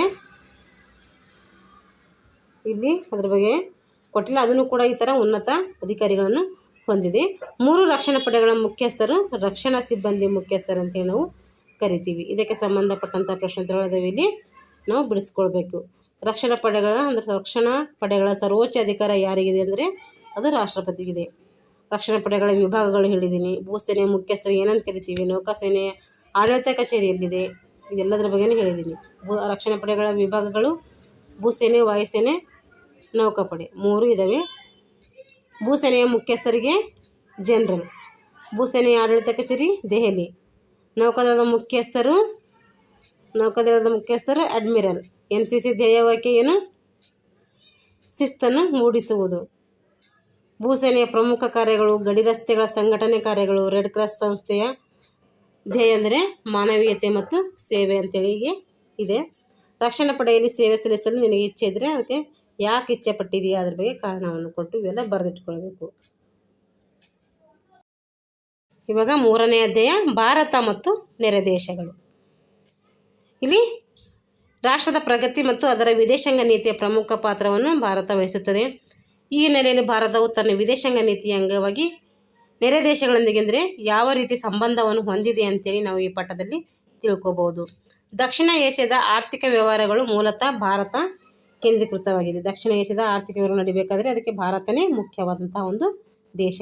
ಭಾರತವು ತನ್ನ ಬೃಹತ್ ಗಾತ್ರ, ಭೌಗೋಳಿಕ ಸನ್ನಿವೇಶ, ಆರ್ಥಿಕ ಮತ್ತು ಮಿಲಿಟರಿ ಶಕ್ತಿಯಿಂದ ದಕ್ಷಿಣ ಏಷ್ಯಾದ ವ್ಯವಹಾರಗಳು ಪ್ರಮುಖ ಪಾತ್ರವನ್ನು ವಹಿಸುತ್ತದೆ. ಭಾರತದ ಉತ್ತರದಲ್ಲಿ ಚೀನಾ, ನೇಪಾಳ, ಉತ್ತರದಲ್ಲಿ ಏನು ಕಂಡು ಬರ್ತೈತೆ, ಚೀನಾ, ನೇಪಾಳ ಮತ್ತು ಭೂತಾನ್ 3 ರಾಜ್ಯಗಳಿದ್ರೆ, ಪೂರ್ವದಲ್ಲಿ ಬಾಂಗ್ಲಾದೇಶ ಮತ್ತು ಮಯನ್ಮಾರಗಳಿವೆ, ವಾಯುವ್ಯದಲ್ಲಿ ಪಾಕಿಸ್ತಾನ, ದಕ್ಷಿಣದಲ್ಲಿ ಶ್ರೀಲಂಕಾ. ಹೀಗೆ ಇವೆಲ್ಲ ಏನಿದೆ ನಮ್ಮ ಭಾರತದ ನೆರೆ ದೇಶಗಳಿವೆ. ಇವನ್ನು ಭೂಪಟದಲ್ಲಿ ಮುಂದೆ ಇದೆ, ನೋಡೋಣ. ಶಾಂತಿ, ಸ್ನೇಹ, ಸೌಹಾರ್ದ, ಸಹಕಾರಗಳ ಅಗಾಧ ಪರಂಪರೆಯನ್ನು ನಮ್ಮ ಭಾರತ ಹೊಂದಿದೆ. ಕೆಲವು ನೆರೆ ದೇಶಗಳೊಂದಿಗೆ ಭಾರತಕ್ಕೆ ಭಿನ್ನಾಭಿಪ್ರಾಯ ಇದೆ, ವಿವಾದಗಳಿವೆ. ಮಾತುಕತೆಯ ಮೂಲಕ ಶಾಂತಿಯಿಂದ ಪರಿಹಾರವನ್ನು ಕಾಣಲು ನಮ್ಮ ದೇಶ ಏನು ಮಾಡ್ತಾಯಿದೆ ಅಂದರೆ ಇಂದಿಗೂ ಕೂಡ ಬಯಸ್ತಾ ಇದೆ. ಹೀಗಾಗಿ ನೆರೆ ದೇಶಗಳ ಹೊರೆ ದೇಶಗಳಾಗುವುದನ್ನು ಭಾರತ ಇಚ್ಛಿಸುವುದಿಲ್ಲ. ನೆರೆ ದೇಶಗಳಿಗೆ ಇದನ್ನು ಹೊರೆ ಆಗಬೇಕು, ಅದನ್ನು ಇನ್ನೊಬ್ಬರ ಬಗ್ಗೆ ದ್ವೇಷ ಕಟ್ಕೋಬೇಕು ಅಂಥೇಳಿ ನಮ್ಮ ದೇಶ ಯಾವಾಗೂ ಇಷ್ಟಪಡಲ್ಲ. ಭಾರತ ಸಂಬಂಧವನ್ನು ನಾವೀಗ ತಿಳ್ಕೊಳ್ಳೋಣ. ಈಗೆಲ್ಲ ಹೆಂಗಿದೆ ಅಂತೇಳಿ ನೋಡಿ ಚಿತ್ರಣ ಕೊಟ್ಟಿದ್ದಾರೆ. ಭಾರತ ಮತ್ತು ನೆರೆ ದೇಶಗಳು ನೋಡಿ ಏನಿದೆ, ಈ ಕಡೆ ಎಲ್ಲ ಇದು ಎಲ್ಲ ಏನಿದು ಉತ್ತರ ಭಾಗ. ಇಲ್ಲಿ ನೇಪಾಳ, ಭೂತಾನ, ಚೀನಾ ಇವೆಲ್ಲ ಏನಿದೆ ಅಂದರೆ ಉತ್ತರಕ್ಕಿವೆ. ವಾಯುವ್ಯಕ್ಕೆ ಪಾಕಿಸ್ತಾನ ಇದೆ. ಮತ್ತು ಈ ಕಡೆ ಯಾವುದಿದೆ, ಮಯನ್ಮಾರ್ ಇದೆ, ಅಂದರೆ ಪೂರ್ವಕ್ಕೆ ಮಯನ್ಮಾರ್ ಇದೆ. ಹಾಗೆ ದಕ್ಷಿಣಕ್ಕೆ ಶ್ರೀಲಂಕಾ ಇದೆ. ದಕ್ಷಿಣಕ್ಕೆ ಏನಿದೆ, ಶ್ರೀಲಂಕಾ. ಈ ಕಡೆ ಬಂಗಾಳ ಕೊಲ್ಲಿ ಇದೆ, ಈ ಕಡೆ ಅರಬ್ಬಿ ಸಮುದ್ರ ಇದೆ. ಹೀಗೆ ನಮ್ಮ ದೇಶ ಏನು ಮಾಡ್ತಾಯಿದೆ ಅಂದರೆ ಒಂದು ನಕಾಶೆಯಲ್ಲಿ ಸುತ್ತಮುತ್ತ ಯಾವ ದೇಶಗಳು ಹೊಂದಿದೆ ಅಂತೇಳಿ ನಾವು ತಿಳ್ಕೊಬೋದು. ಇಲ್ಲಿ ಈಶಾನ್ಯಕ್ಕೆ ಇವೆಲ್ಲ ಕಂಡು ಬರ್ತೈತಿ. ಅಂದರೆ ಇದಿಷ್ಟೆಲ್ಲ ನಾವು ಅದು ಪೂರ್ವ ಅಂತ ಹಿಡಿದು ಉತ್ತರ ಅಂತ ಹಿಡಿದು ಏನು ಮಾಡಬೇಕು, ನಾವು ತಿಳ್ಕೊಬೇಕು. ಈಗ ಆಯ್ತಲ್ಲ, ಏನು ಇನ್ನೊಂದ್ಸರಿ ನೋಡೋಣ. ಉತ್ತರದಲ್ಲಿ ಏನಿದೆ, ಚೀನಾ, ನೇಪಾಳ, ಭೂತಾನ್. ಉತ್ತರದಲ್ಲಿ 3 ದೇಶಗಳು ಕಂಡು ಬರ್ತಾವೆ ಅಂಥೇಳಿ ಹಿಂದೆ ನೋಡಿದ್ದೀವಿ. ಹಾಗೆ ಪೂರ್ವದಲ್ಲಿ ಭೂತಾನ್, ಮಯನ್ಮಾರ್, ಬಾಂಗ್ಲಾದೇಶಗಳು ಕಂಡು ಬರ್ತವೆ. ಭೂತಾನ್ ಉತ್ತರ ಹೋಗುತ್ತೆ. ಇವು ಎರಡು ಮಾತ್ರ, ಅಂದರೆ ಬಾಂಗ್ಲಾದೇಶ, ಮಯನ್ಮಾರ್ ಪೂರ್ವದಲ್ಲಿ ಕಂಡು ಬರ್ತೈತೆ. ವಾಯುವ್ಯದಲ್ಲಿ ಪಾಕಿಸ್ತಾನ, ದಕ್ಷಿಣದಲ್ಲಿ ಶ್ರೀಲಂಕಾ ಕಂಡು ಬರ್ತದೆ. ಈಗ ಭಾರತ ಮತ್ತು ಪಾಕಿಸ್ತಾನ ಯಾವ ರೀತಿ ಸಂಬಂಧವನ್ನು ಹೊಂದಿದೆ ಅಂತೇಳಿ ನೋಡೋಣ. ಭಾರತದ ಭೂಭಾಗವಾಗಿದ್ದ ಪಾಕಿಸ್ತಾನವು ದೇಶ ಸ್ವತಂತ್ರ ಪಡೆಯುವ ಸಂದರ್ಭದಲ್ಲಿ ಪ್ರತ್ಯೇಕ ರಾಷ್ಟ್ರವಾಗಿ 1947ರಲ್ಲಿ ಉದಯಿಸಿತು. ಸಂಘರ್ಷದ ಮೂಲದಲ್ಲಿ ಈ ಎರಡೂ ರಾಷ್ಟ್ರಗಳು ಉದಯಿಸಿದ್ದರಿಂದ ಅವೆರಡರ ನಡುವೆ ಏನಿದೆ ಹೊಂದಾಣಿಕೆ ಸಾಧ್ಯ ಆಗಲಿಲ್ಲ. ಅಂದರೆ ಎರಡರ ಮಧ್ಯೆ ಏನಾಗಲಿಲ್ಲ, ಹೊಂದಾಣಿಕೆ ಕೊರತೆ ಇದ್ದ ಕಾರಣ ಅದು ಏನಾಗ್ತು, ಪ್ರತ್ಯೇಕವಾಗಿ ಗೊಂಡವು. ಅದರಿಂದ ಸಮಸ್ಯೆಗಳು ಪರಿಹಾರ ಕಾಣದೆ ಹಾಗೆಯೇ ಉಳಿದುಕೊಂಡು ಬಂದಿವೆ. ಕಾಶ್ಮೀರ ವಿವಾದ ಸಮಸ್ಯೆ, ಮಿಲಿಟರಿ ಆಕ್ರಮಣ, ಭಯೋತ್ಪಾದನೆ, ಜಲ ವಿವಾದ, ಅಲ್ಪಸಂಖ್ಯಾತರ ರಕ್ಷಣೆ, ವ್ಯಾಪಾರ ವಾಣಿಜ್ಯ ಬೆಳವಣಿಗೆ ಈ ಮುಂತಾದ ಏನಿದ್ದಾವೆ ಸಮಸ್ಯೆಗಳು ಇಲ್ಲಿ ಮುಖ್ಯವಾಗಿ ಕಂಡುಬರ್ತವೆ. ಮೂಲಭೂತವಾಗಿ ಕಾಶ್ಮೀರ ಪ್ರಶ್ನೆ ಏನಾಗಿದೆ ಅಂದರೆ ಸ್ವತಂತ್ರೋತ್ತರ ಕಾಲದಿಂದಲೂ ಕಂಡುಬರ್ತಾನೇ ಇದೆ. ಇನ್ನೂ ಕೂಡ ಈಗೇನಿಲ್ಲ ಅದು ಈಗ, ಆದರೆ ಹಿಂದಿನಿಂದಲೂ ಕೂಡ ಈ ಜಮ್ಮು ಕಾಶ್ಮೀರದ ಒಂದು ಸಮಸ್ಯೆಯನ್ನು ಕಂಡುಬರ್ತಾ ಇತ್ತು. ಇವಾಗ ಅದೇನು ಮಾಡಿದ್ದಾರೆ ಅಂದರೆ ಒಂದು ಕೇಂದ್ರಾಡಳಿತ ಪ್ರದೇಶವಾಗಿ ಮಾಡಿದ್ದಾರೆ.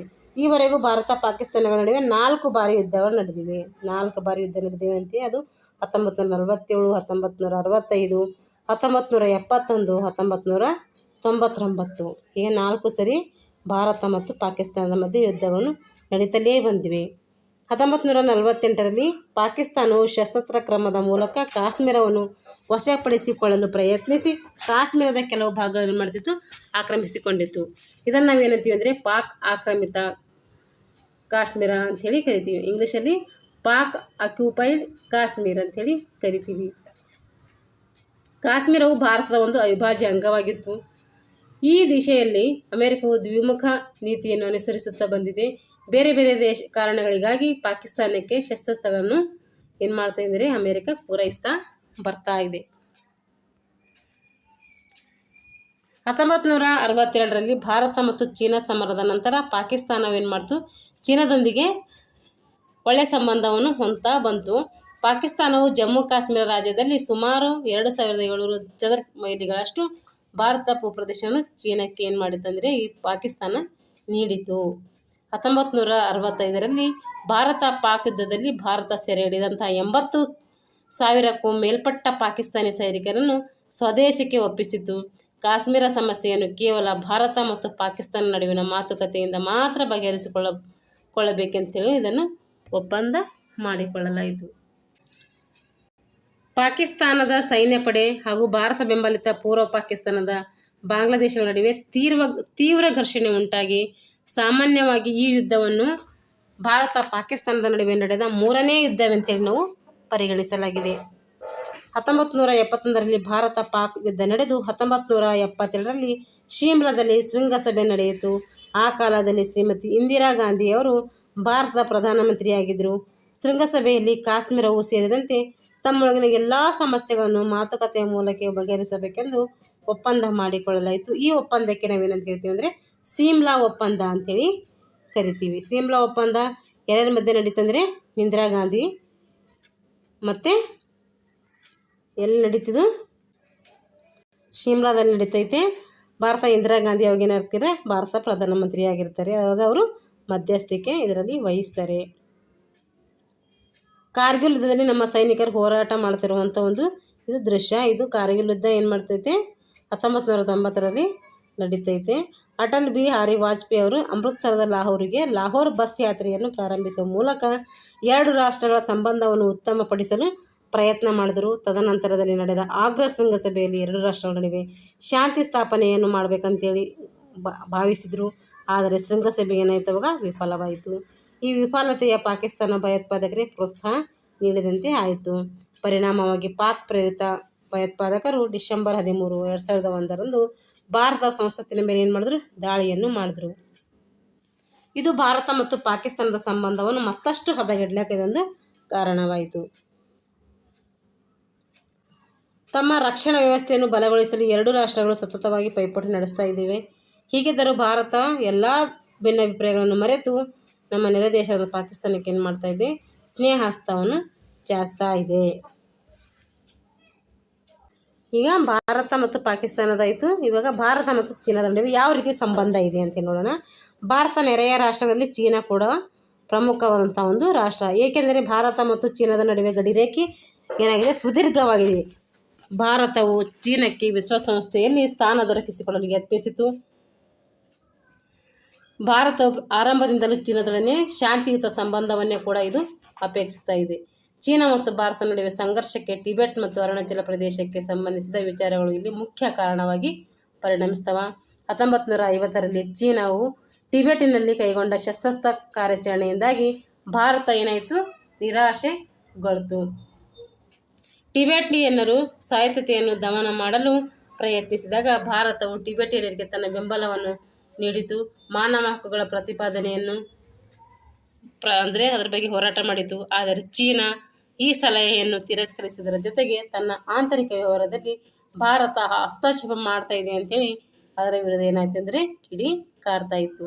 1950ರಲ್ಲಿ ಚೀನಾ ಟಿಬೆಟ್ನ ಮೇಲೆ ಆಕ್ರಮಣ ಮಾಡಿ ಮಿಲಿಟರಿ ನಿಯಂತ್ರಣವನ್ನು ಸಾಧಿಸಿತು. ಈ ಸಂದರ್ಭದಲ್ಲಿ ನೆಲೆಯನ್ನು ಕಳೆದುಕೊಂಡಂತಹ ಟಿಬೆಟಿಯನ್ ಧರ್ಮಗುರು ದಲೈ ಲಾಮಾ ಅವರಿಗೆ ಏನು ಮಾಡುತ್ತೆ, ಭಾರತ ಆಶ್ರಯವನ್ನು ಕೊಡ್ತೈತೆ. ಇವರ ಜೊತೆಗೆ ಸಾವಿರಾರು ಜನಕ್ಕೂ ಕೂಡ ಏನು ಮಾಡಿದೆ, ಭಾರತ ಆಶ್ರಯವನ್ನು ಕೊಟ್ಟಿದೆ. ಭಾರತದ 10 ರಾಜ್ಯಗಳಲ್ಲಿ ಇವರಿಗೆ ಪುನರ್ವಸತಿ ಮಾಡಲಾಯಿತು. ಮುಂಡಗೋಡ ಅಂದರೆ ಉತ್ತರ ಕನ್ನಡದಲ್ಲಿ ಮುಂಡಗೋಡ, ಮೈಸೂರಿನಲ್ಲಿ ಬೈಲುಕುಪ್ಪೆ ಇವರೇನು ಟಿಬೆಟಿಯನ್ನರಿಗೆ ನೆಲೆಯನ್ನು ಕಂಡುಕೊಟ್ಟಂತಹ ಸ್ಥಳಗಳಿವು.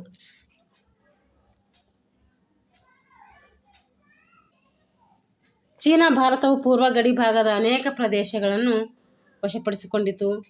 ಇದನ್ನು ಭಾರತ ವಿರೋಧಿಸ್ತಾ ಬಂತು. ಚೀನಾ ಪ್ರಧಾನಿ ಚೌವ್ಯಾನ್ ಲಾಯ್ ಭಾರತಕ್ಕೆ ಭೇಟಿ ನೀಡಿದ ಸಂದರ್ಭದಲ್ಲಿ ಭಾರತದ ನೆಹರು ಜೊತೆ 1954ರಲ್ಲಿ ಪಂಚಶೀಲ ಒಪ್ಪಂದಕ್ಕೆ ಏನು ಮಾಡಿದ್ರು, ಸಹಿಯನ್ನು ಹಾಕಿದ್ರು. ಅವಾಗ ಚೀನಾದ ಪ್ರಧಾನಿ, ಭಾರತ ಪ್ರಧಾನಿ ಇಬ್ಬರದ ಬಗ್ಗೆ ಕೇಳ್ತಾರೆ. ಚೀನಾ ಪ್ರಧಾನಿ ಚೌವ್ಯಾನ್ ಲಾಯ್ ಮತ್ತು ಭಾರತ ಪ್ರಧಾನಿ ನೆಹರು ಅವರು 1954ರಲ್ಲಿ ಏನು ಮಾಡ್ತಾರೆ, ಪಂಚಶೀಲ ತತ್ವಕ್ಕೆ ಸಹಿಯನ್ನು ಹಾಕ್ತಾರೆ.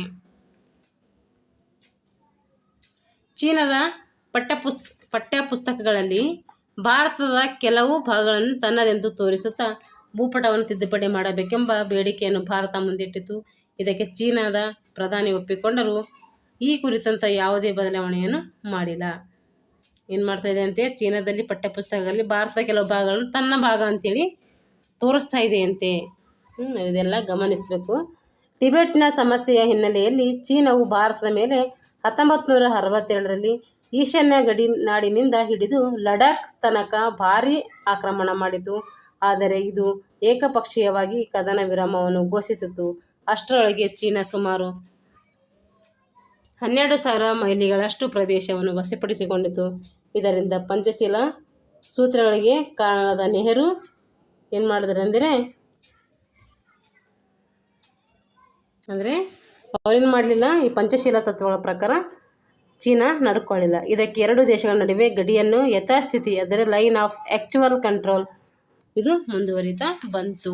ಚೀನಿಯರು ಪಾಕಿಸ್ತಾನದ ಪರ ನಿಂತು ಪಾಕಿಸ್ತಾನ ಮತ್ತು ಚೀನಾ ನಡುವೆ ಹಾದು ಹೋಗುವ ಹೆದ್ದಾರಿಯನ್ನು ಭಾರತಕ್ಕೆ ಆತಂಕಕ್ಕೆ ಕಾರಣವಾಗಿದೆ.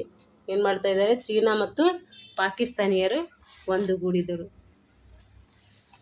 ಭಾರತದ ಮೇಲೆ ಚೀನಾದ ಆಕ್ರಮಣ. ಭಾರತ ಮತ್ತು ಚೀನಾ ನಡುವೆ 3,440 ಕಿಲೋಮೀಟರ್ ಉದ್ದದ ಅಂತಾರಾಷ್ಟ್ರೀಯ ಗಡಿ ರೇಖೆಯನ್ನು ಗುರುತಿಸುವ ಬ್ರಿಟಿಷ್ ಇಂಡಿಯನ್ ವಿದೇಶಾಂಗ ಕಾರ್ಯದರ್ಶಿ ಸರ್ ಮ್ಯಾಕ್ಮಹನ್ ಇದನ್ನು ಗುರುತಿಸಿದರು. ಅದಕ್ಕೆ ಅದನ್ನು ಮ್ಯಾಕ್ಮೋಹನ್ ಗಡಿ ರೇಖೆ ಅಂತೇಳಿ ಕರಿತೀವಿ. ಪಾಕಿಸ್ತಾನದ ರ್ಯಾಡ್ ಕ್ಲಿಪ್ ಬರ್ತೈತೆ. ಚೀನಾವು 1667ರಲ್ಲಿ ಪೂರ್ವ ಲಡಾಖ್ನ ಮೇಲೆ ಆಕ್ರಮಣ ಮಾಡಿ ಭಾರತದ 43,000 ಚದರ ಕಿಲೋಮೀಟರ್ ಭೂಪ್ರದೇಶವನ್ನು ತನ್ನ ಸ್ವಾಧೀನಪಡಿಸಿಕೊಂಡಿದೆ. ಚೀನಾದ ಸ್ವಾಧೀನತೆ ಇಂದಿನವರೆಗೂ ಮುಂದುವರಿತಾ ಬಂದಿದೆ. ಅಲ್ಲದೆ ಭಾರತದ ರಾಜ್ಯವಾದ ಅರುಣಾಚಲ ಪ್ರದೇಶದಲ್ಲಿ 90,000 ಚದರ ಕಿಲೋಮೀಟರ್ ಭೂಪ್ರದೇಶ ತನ್ನದೆಂದು ಭಾರತ ಏನು ಮಾಡ್ತಾ ಇದೆ, ಚೀನಾ ಪ್ರಯತ್ನಿಸುತ್ತಾ ಇದೆ. ಇವಾಗ ಭಾರತ ಮತ್ತು ನೇಪಾಳ ಸಂಬಂಧ ಹೇಗಿದೆ ಅಂತೇಳಿ, ನೇಪಾಳವು ಭಾರತ ಉತ್ತರಕ್ಕೆ ಹಿಮಾಲಯ ಪರ್ವತ ಶ್ರೇಣಿಗೆ ಹೊಂದಿಕೊಂಡಿರುವ ಒಂದು ದೇಶ. ಮೊದಲಿನಿಂದಲೂ ಭಾರತ ಮತ್ತು ನೇಪಾಳ ಸಂಬಂಧ ಏನಾಗಿದೆ ಅಂದರೆ ನಿಕಟ ಸಂಬಂಧವಿದೆ. ಎರಡು ದೇಶಗಳ ಗಡಿಗಳು ಮುಕ್ತವಾಗಿ ಜಲಸಂಚಾರ, ವಸ್ತುಗಳ ಸಾಗಾಟ ಯಾವುದೇ ಅಡೆತಡೆ ಇಲ್ಲದೆ ಏನು ಮಾಡ್ತಾ ಇದ್ದಾವೆ. ನೇಪಾಳ ಭೂ ಆವೃತವಾದ ಪ್ರದೇಶವಾದ್ದರಿಂದ ಅದಕ್ಕೆ ಅನಿವಾರ್ಯವಾಗಿ ಭಾರತ ಮುಖಾಂತರವೇ ಹೊರ ದೇಶಗಳಿಗೆ ಸಂಪರ್ಕವನ್ನು ಹೊಂದಲಿಕ್ಕೆ ಸಹಾಯಕವಾಗ್ತೈತೆ.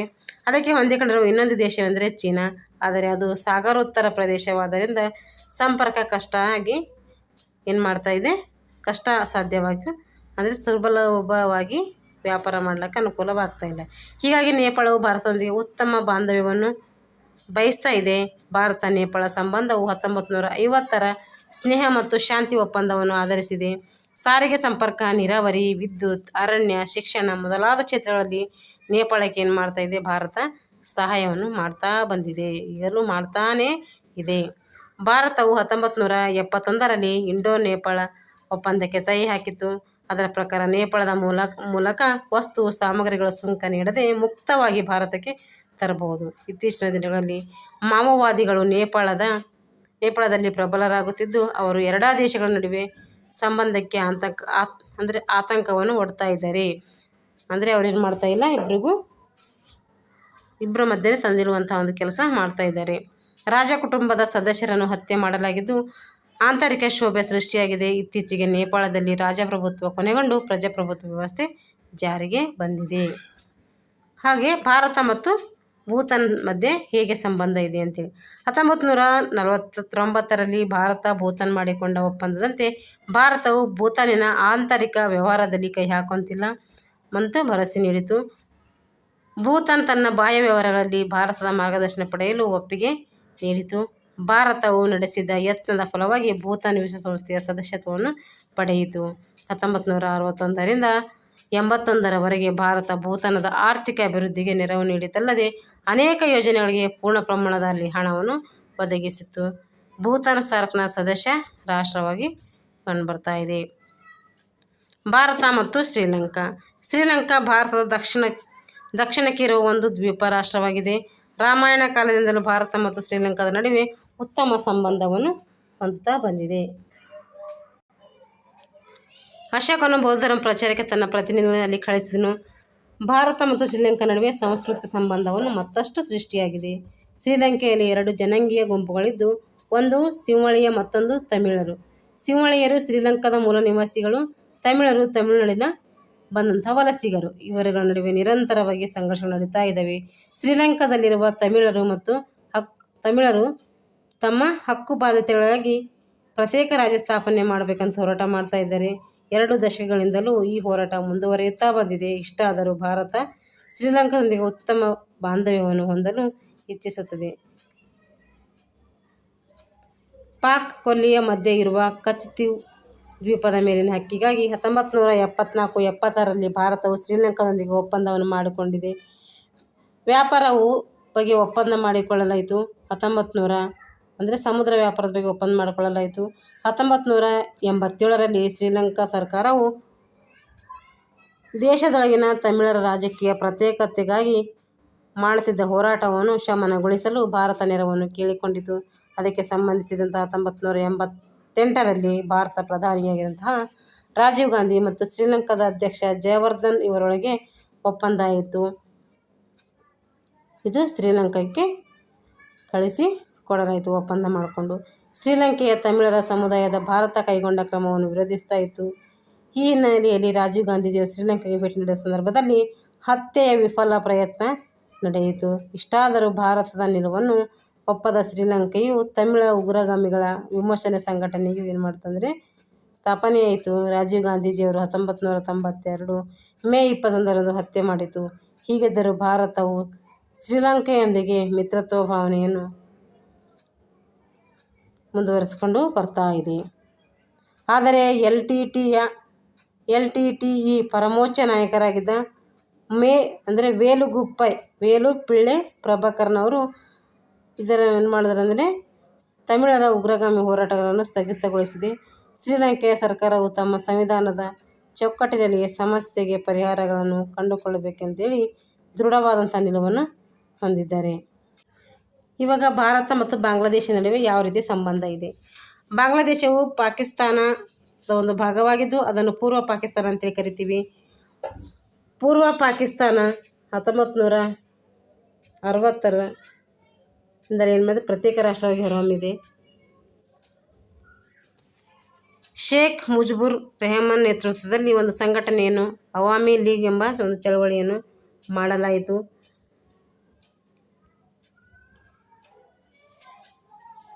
ಪೂರ್ವ ಪಾಕಿಸ್ತಾನದಲ್ಲಿ ಮಾನವ ಹಕ್ಕುಗಳ ಉಲ್ಲಂಘನೆಯಾದ ಹಿನ್ನೆಲೆಯಲ್ಲಿ ಭಾರತ ಮಿಲಿಟರಿ ಪ್ರವೇಶ ಅನಿವಾರ್ಯವಾಯಿತು. 1971ರಲ್ಲಿ ನಡೆದಂತಹ ನಿರ್ಣಾಯಕ ಯುದ್ಧದಲ್ಲಿ ಪಶ್ಚಿಮ ಪಾಕಿಸ್ತಾನವು ಸೋಲುವುದರೊಂದಿಗೆ ಪೂರ್ವ ಪಾಕಿಸ್ತಾನವು ಬಾಂಗ್ಲಾದೇಶ ಎನ್ನುವ ಹೊಸ ರಾಷ್ಟ್ರವಾಗಿ ಉದಯವನ್ನು ಹೊಂದಿತು. 1972ರಲ್ಲಿ ಭಾರತ ಮತ್ತು ಬಾಂಗ್ಲಾದೇಶದ ಪ್ರಧಾನಿಗಳು ಢಾಕಾದಲ್ಲಿ ಸಭೆ ಸೇರಿ ಸ್ನೇಹ, ಸಹಕಾರ, ಶಾಂತಿಗಾಗಿ 25 ವರ್ಷಗಳ ಅವಧಿಯ ಒಪ್ಪಂದಕ್ಕೆ ಏನು ಮಾಡ್ತಂದರೆ ಸಹಿಯನ್ನು ಇದು ಹಾಕಿತು. ಭಾರತ ಇದರ ಪರಿಣಾಮವಾಗಿ ಏನು ಮಾಡ್ತಾಯಿತ್ತು, ಎರಡು ರಾಷ್ಟ್ರಗಳ ನಡುವೆ ಇದ್ದಂಥ ಅನೇಕ ಸಮಸ್ಯೆಗಳನ್ನು ಬಗೆಹರಿಸ್ಕೋತಾ ಬರ್ತಾ ಇದೆ. ಚಿತ್ತಗಂಗ್ ಪರ್ವತ ಪ್ರದೇಶಗಳಿಂದ ಭಾರತಕ್ಕೆ ವಲಸೆ ಬರುತ್ತಿದ್ದ ಚಕ್ಮಾ ನಿರಾಶ್ರಿತರ ಸಮಸ್ಯೆ ಆಗಿರ್ಬೋದು, ಮಾದಕ ವಸ್ತುಗಳ ಅಕ್ರಮ ಕಳ್ಳ ಸಾಗಾಣಿಕೆ ಮುಂತಾದ ಸಮಸ್ಯೆಗಳನ್ನು ಕೂಡ ಇದು ಬಗೆಹರಿಸ್ಕೊಳ್ತಾ ಬರ್ತಾ ಇದೆ. ಬಾಂಗ್ಲಾದೇಶದೊಂದಿಗೆ ಭಾರತಕ್ಕೆ ಬಂದಂತಹ ಲಕ್ಷಾಂತರ ಅಕ್ರಮ ವಲಸಿಗರಿಗೆ ಇದೊಂದು ಕೂಡ ಸಮಸ್ಯೆ ತೀವ್ರವಾಗಿ ಪರಿಣಮಿಸಿದೆ. ಈಶಾನ್ಯ ಭಾರತದ ಅನೇಕ ಬಂಡುಕೋರ ಗುಂಪುಗಳು ಬಾಂಗ್ಲಾದೇಶಕ್ಕೆ ಆಶ್ರಯವನ್ನು ನೀಡುತ್ತಿರುವುದು ಇದೊಂದು ಗೊಂದಲ ಮತ್ತು ಭಯ ಕೂಡ ಆಗ್ತೈತಿ. ಆದರೂ ಭಾರತಕ್ಕೆ ಬಾಂಗ್ಲಾದೇಶವು ಮಿತ್ರ ರಾಷ್ಟ್ರವಾಗಿಯೇ ಇನ್ನೂ ಕೂಡ ಉಳಿದಿದೆ. ಇವಾಗ ಸಾರ್ಕ್ ದಕ್ಷಿಣ ಏಷ್ಯಾದ ರಾಷ್ಟ್ರಗಳು ತಮ್ಮ ನಡುವೆ ಸಹಕಾರವನ್ನು ಪ್ರೋತ್ಸಾಹಿಸಲು ಪೂರಕವಾಗುವಂಥ ಪ್ರಾದೇಶಿಕ ಸಂಘಟನೆ ಒಂದನ್ನು ಸ್ಥಾಪಿಸಿದವು. ಇದು 1985ರಲ್ಲಿ ಪ್ರಾರಂಭವಾಯಿತು. ದಕ್ಷಿಣ ಏಷ್ಯಾ ಪ್ರಾದೇಶಿಕ ಸಹಕಾರ ಸಂಘ ಅಂತ ಕನ್ನಡದಲ್ಲಿ ಕರೆದರೆ south Asian association for regional comprehension ಅಂಥೇಳಿ ಇಂಗ್ಲೀಷಲ್ಲಿ ಕರಿತೀವಿ. ಸಾರ್ಕ್ ಬಗ್ಗೆ ವಿಸ್ತರಣೆ ಕೇಳ್ಬೋದು. South Asian association for regional cooperation ಅಂತೇಳಿ ಕರಿತೀವಿ.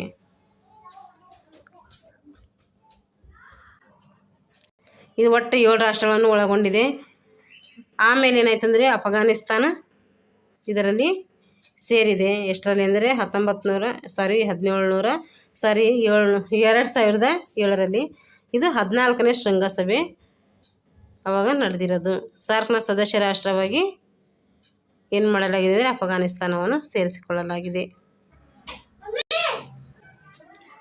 ಭಾರತ, ಬಾಂಗ್ಲಾದೇಶ, ಭೂತಾನ, ಮಾಲ್ಡೀವ್ಸು, ನೇಪಾಳ, ಪಾಕಿಸ್ತಾನ, ಶ್ರೀಲಂಕಾ, ಅಫಘಾನಿಸ್ತಾನ ಇವು ಸಾರ್ಕ್ನ 8 ಸದಸ್ಯ ರಾಷ್ಟ್ರಗಳು.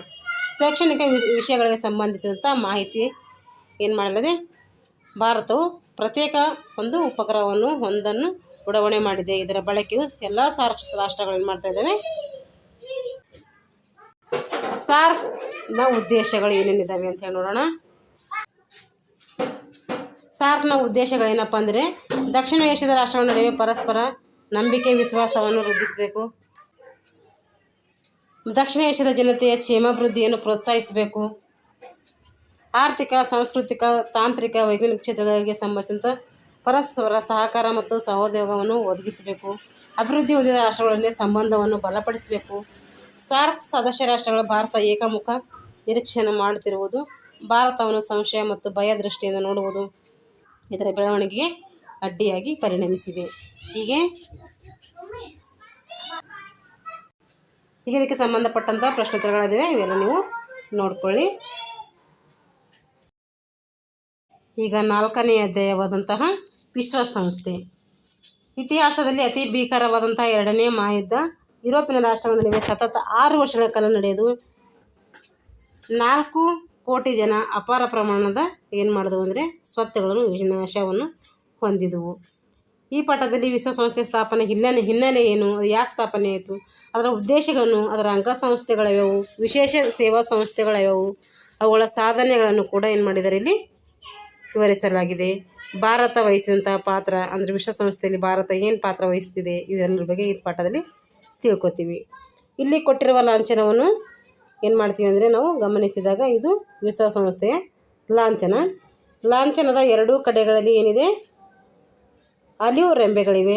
ಇವು ಏನೇನು ಸೂಚಿಸ್ತಾವೆ ಅಂದರೆ ಲಾಂಛನದಲ್ಲಿ ತೋರಿಸಲಾದ ಭೂಖಂಡಗಳು, ಜಗತ್ತಿನ ಎಲ್ಲ ದೇಶಗಳನ್ನು ಮತ್ತು ಅಲಿವು ರೆಂಬೆಗಳನ್ನು, ಸ್ನೇಹ, ಶಾಂತಿಯನ್ನು ಸೂಚಿಸ್ತವೆ. ಇದು ವಿಶ್ವಸಂಸ್ಥೆಯ ಒಂದು ಮೂಲ ಆದರ್ಶವನ್ನು ಬಿಂಬಿಸುವ ಒಂದು ಲಾಂಛನವಾಗಿ ಕಂಡುಬರ್ತಾ ಇದೆ. ಹಾಗಾದರೆ ವಿಶ್ವಸಂಸ್ಥೆ ಅಂದ್ರೇನು, ಅದು ಏತಕ್ಕಾಗಿ ಸ್ಥಾಪನೆಯಾಗಿದೆ ಅಂತೇಳಿ ನಮಗೆ ತಿಳ್ಕೊಳ್ಳೋಣ.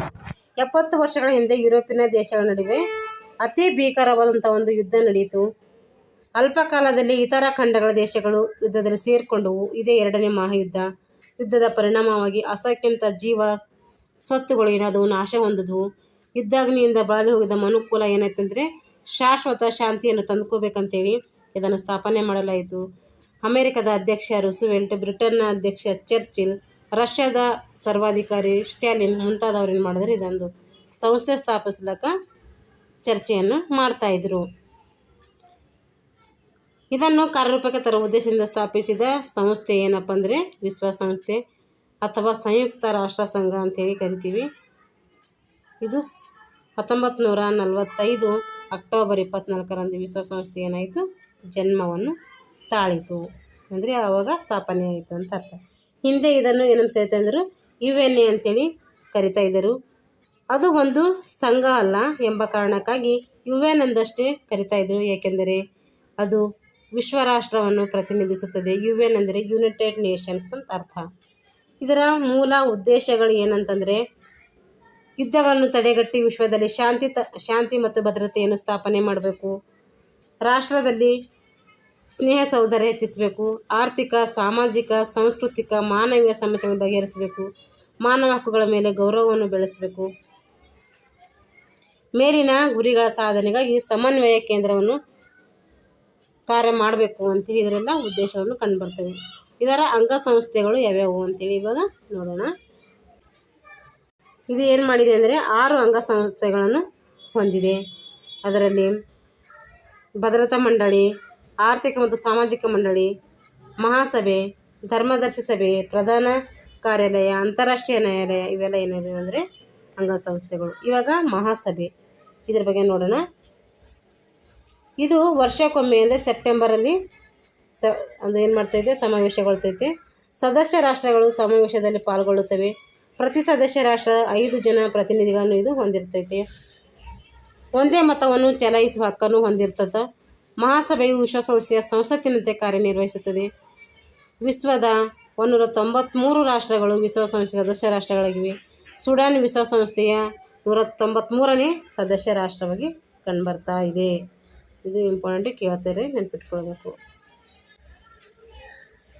ಇವಾಗ ಭದ್ರತಾ ಮಂಡಳಿ.